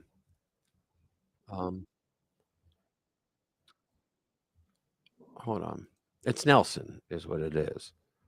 I'm trying to find it here. I can't fucking find him. I don't know how he did it, but Maybe he's not on YouTube. Maybe he's on Rumble. yeah, but it wouldn't come through. You can't. Rumble doesn't allow that. He can't post on Rumble. That's true. You don't Yeah. usually see the posts. Mind you, there's something going on because I don't see that post. Oh, really? Yeah. Oh, So okay. you're seeing it, but I'm not. Oh, okay. Yeah, it's So weird. he's Yeah, I not don't on see it YouTube. either. He's on one of the other platforms. Yeah, but Rumble doesn't allow. a Yeah, but we're post also to on, like, YouTube. what did you say, Odyssey and Yeah. Well, in other words, none of those allow a post. Only YouTube does. So unless I don't see it. You I want to have finish? this. What's that? Want to finish the article? Yeah, yeah. So where was I? Keep I going. don't- Keep Oh going down. yeah, You yeah, got yeah. into the pot. Yeah, hang on. Invites corruption, public further up. discord, dope smoking. It's right here. No, there you go. Then there's the vice of dope smoking. We stamped out regular smoking, right? Effectively, I freak young people out, tell them, but somehow pot is different. You walk down any urban street, and it's like a Cypress Hill concert. You're lucky if you don't wander off the sidewalk and into traffic from the contact high. Even in the most conservative states, you will find dispensaries passing out supercharged ganja with 10 times the THC of the old skunk weed that stoner guy in the dorm used to fire up. Medicinal my tush. The only things it's treating are boredom and ambition. Really, the smart play. Yeah, and isn't that something else that everybody can go get, like one of those cards to be able to buy the shit, to legally buy the shit? You know, your doctor says, why do you want one of those? I have a lot of anxiety, doc. Oh, here you go. You know, and No, you got it does have some documented medical uses. Yeah. Glaucoma.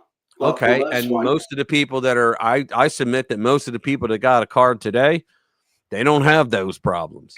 And I'm with you. And in a lot of states, you don't even need a medical card anymore, like here. Yeah. But there is some definite anxiety is not one of them that's been documented. Glaucoma. Yeah, I know that it treats a lot of good stuff, but the industry, the point of what I was pointing out was the industry itself, the pot industry. They paid off doctors and hospitals and anybody else involved and universities that were going to do studies and whatnot. They paid them off to shut the hell up about the dangers of cannabis psychosis. That's what the whole video was about. That I'll put the link to it down below. But go ahead. Nobody tried to pay me off. Were you doing studies on cannabis psychosis? No, but people used to come to me and ask me for a medical card. Really? At one point, yeah.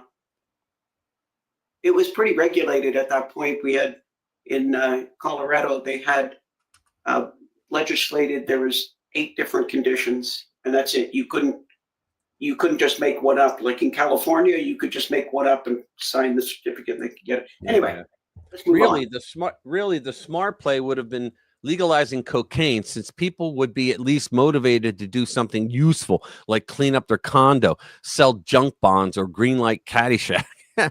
Just what America needed, a drug designed to make our citizens lazier, dumber, and less interesting.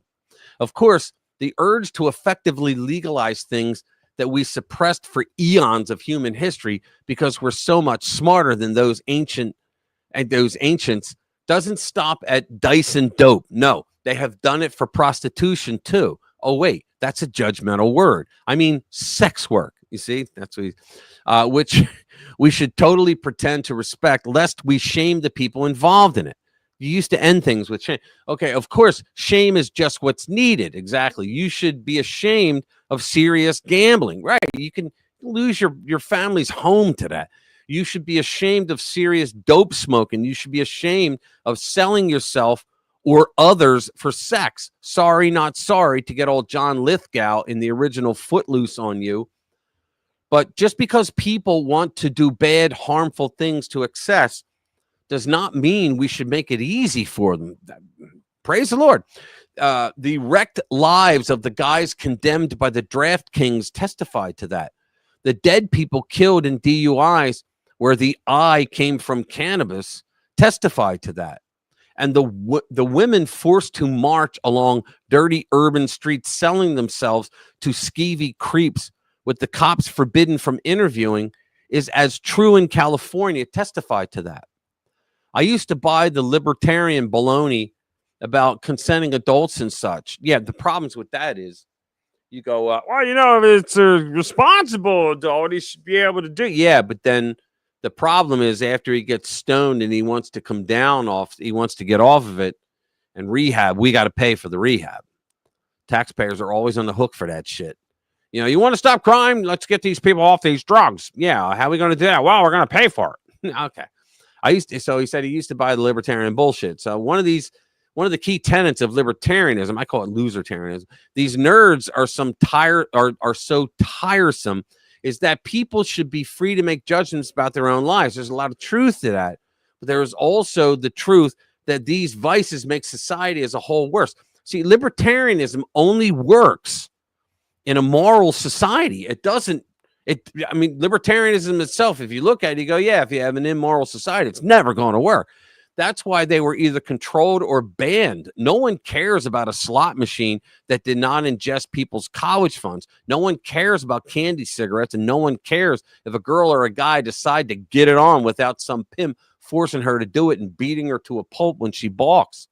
But we do care. We have a right to care when these vices with the cuffs off make our society worse. And you know what it is? It was always politicians that wanted to make the money off that shit, off the drug sales. They will never be totally suppressed and should not necessarily be, but total suppression was never the goal. Control of the vice was. People will gamble. It does not follow that we should make it easy to do in the most destructive way possible. He's got a point.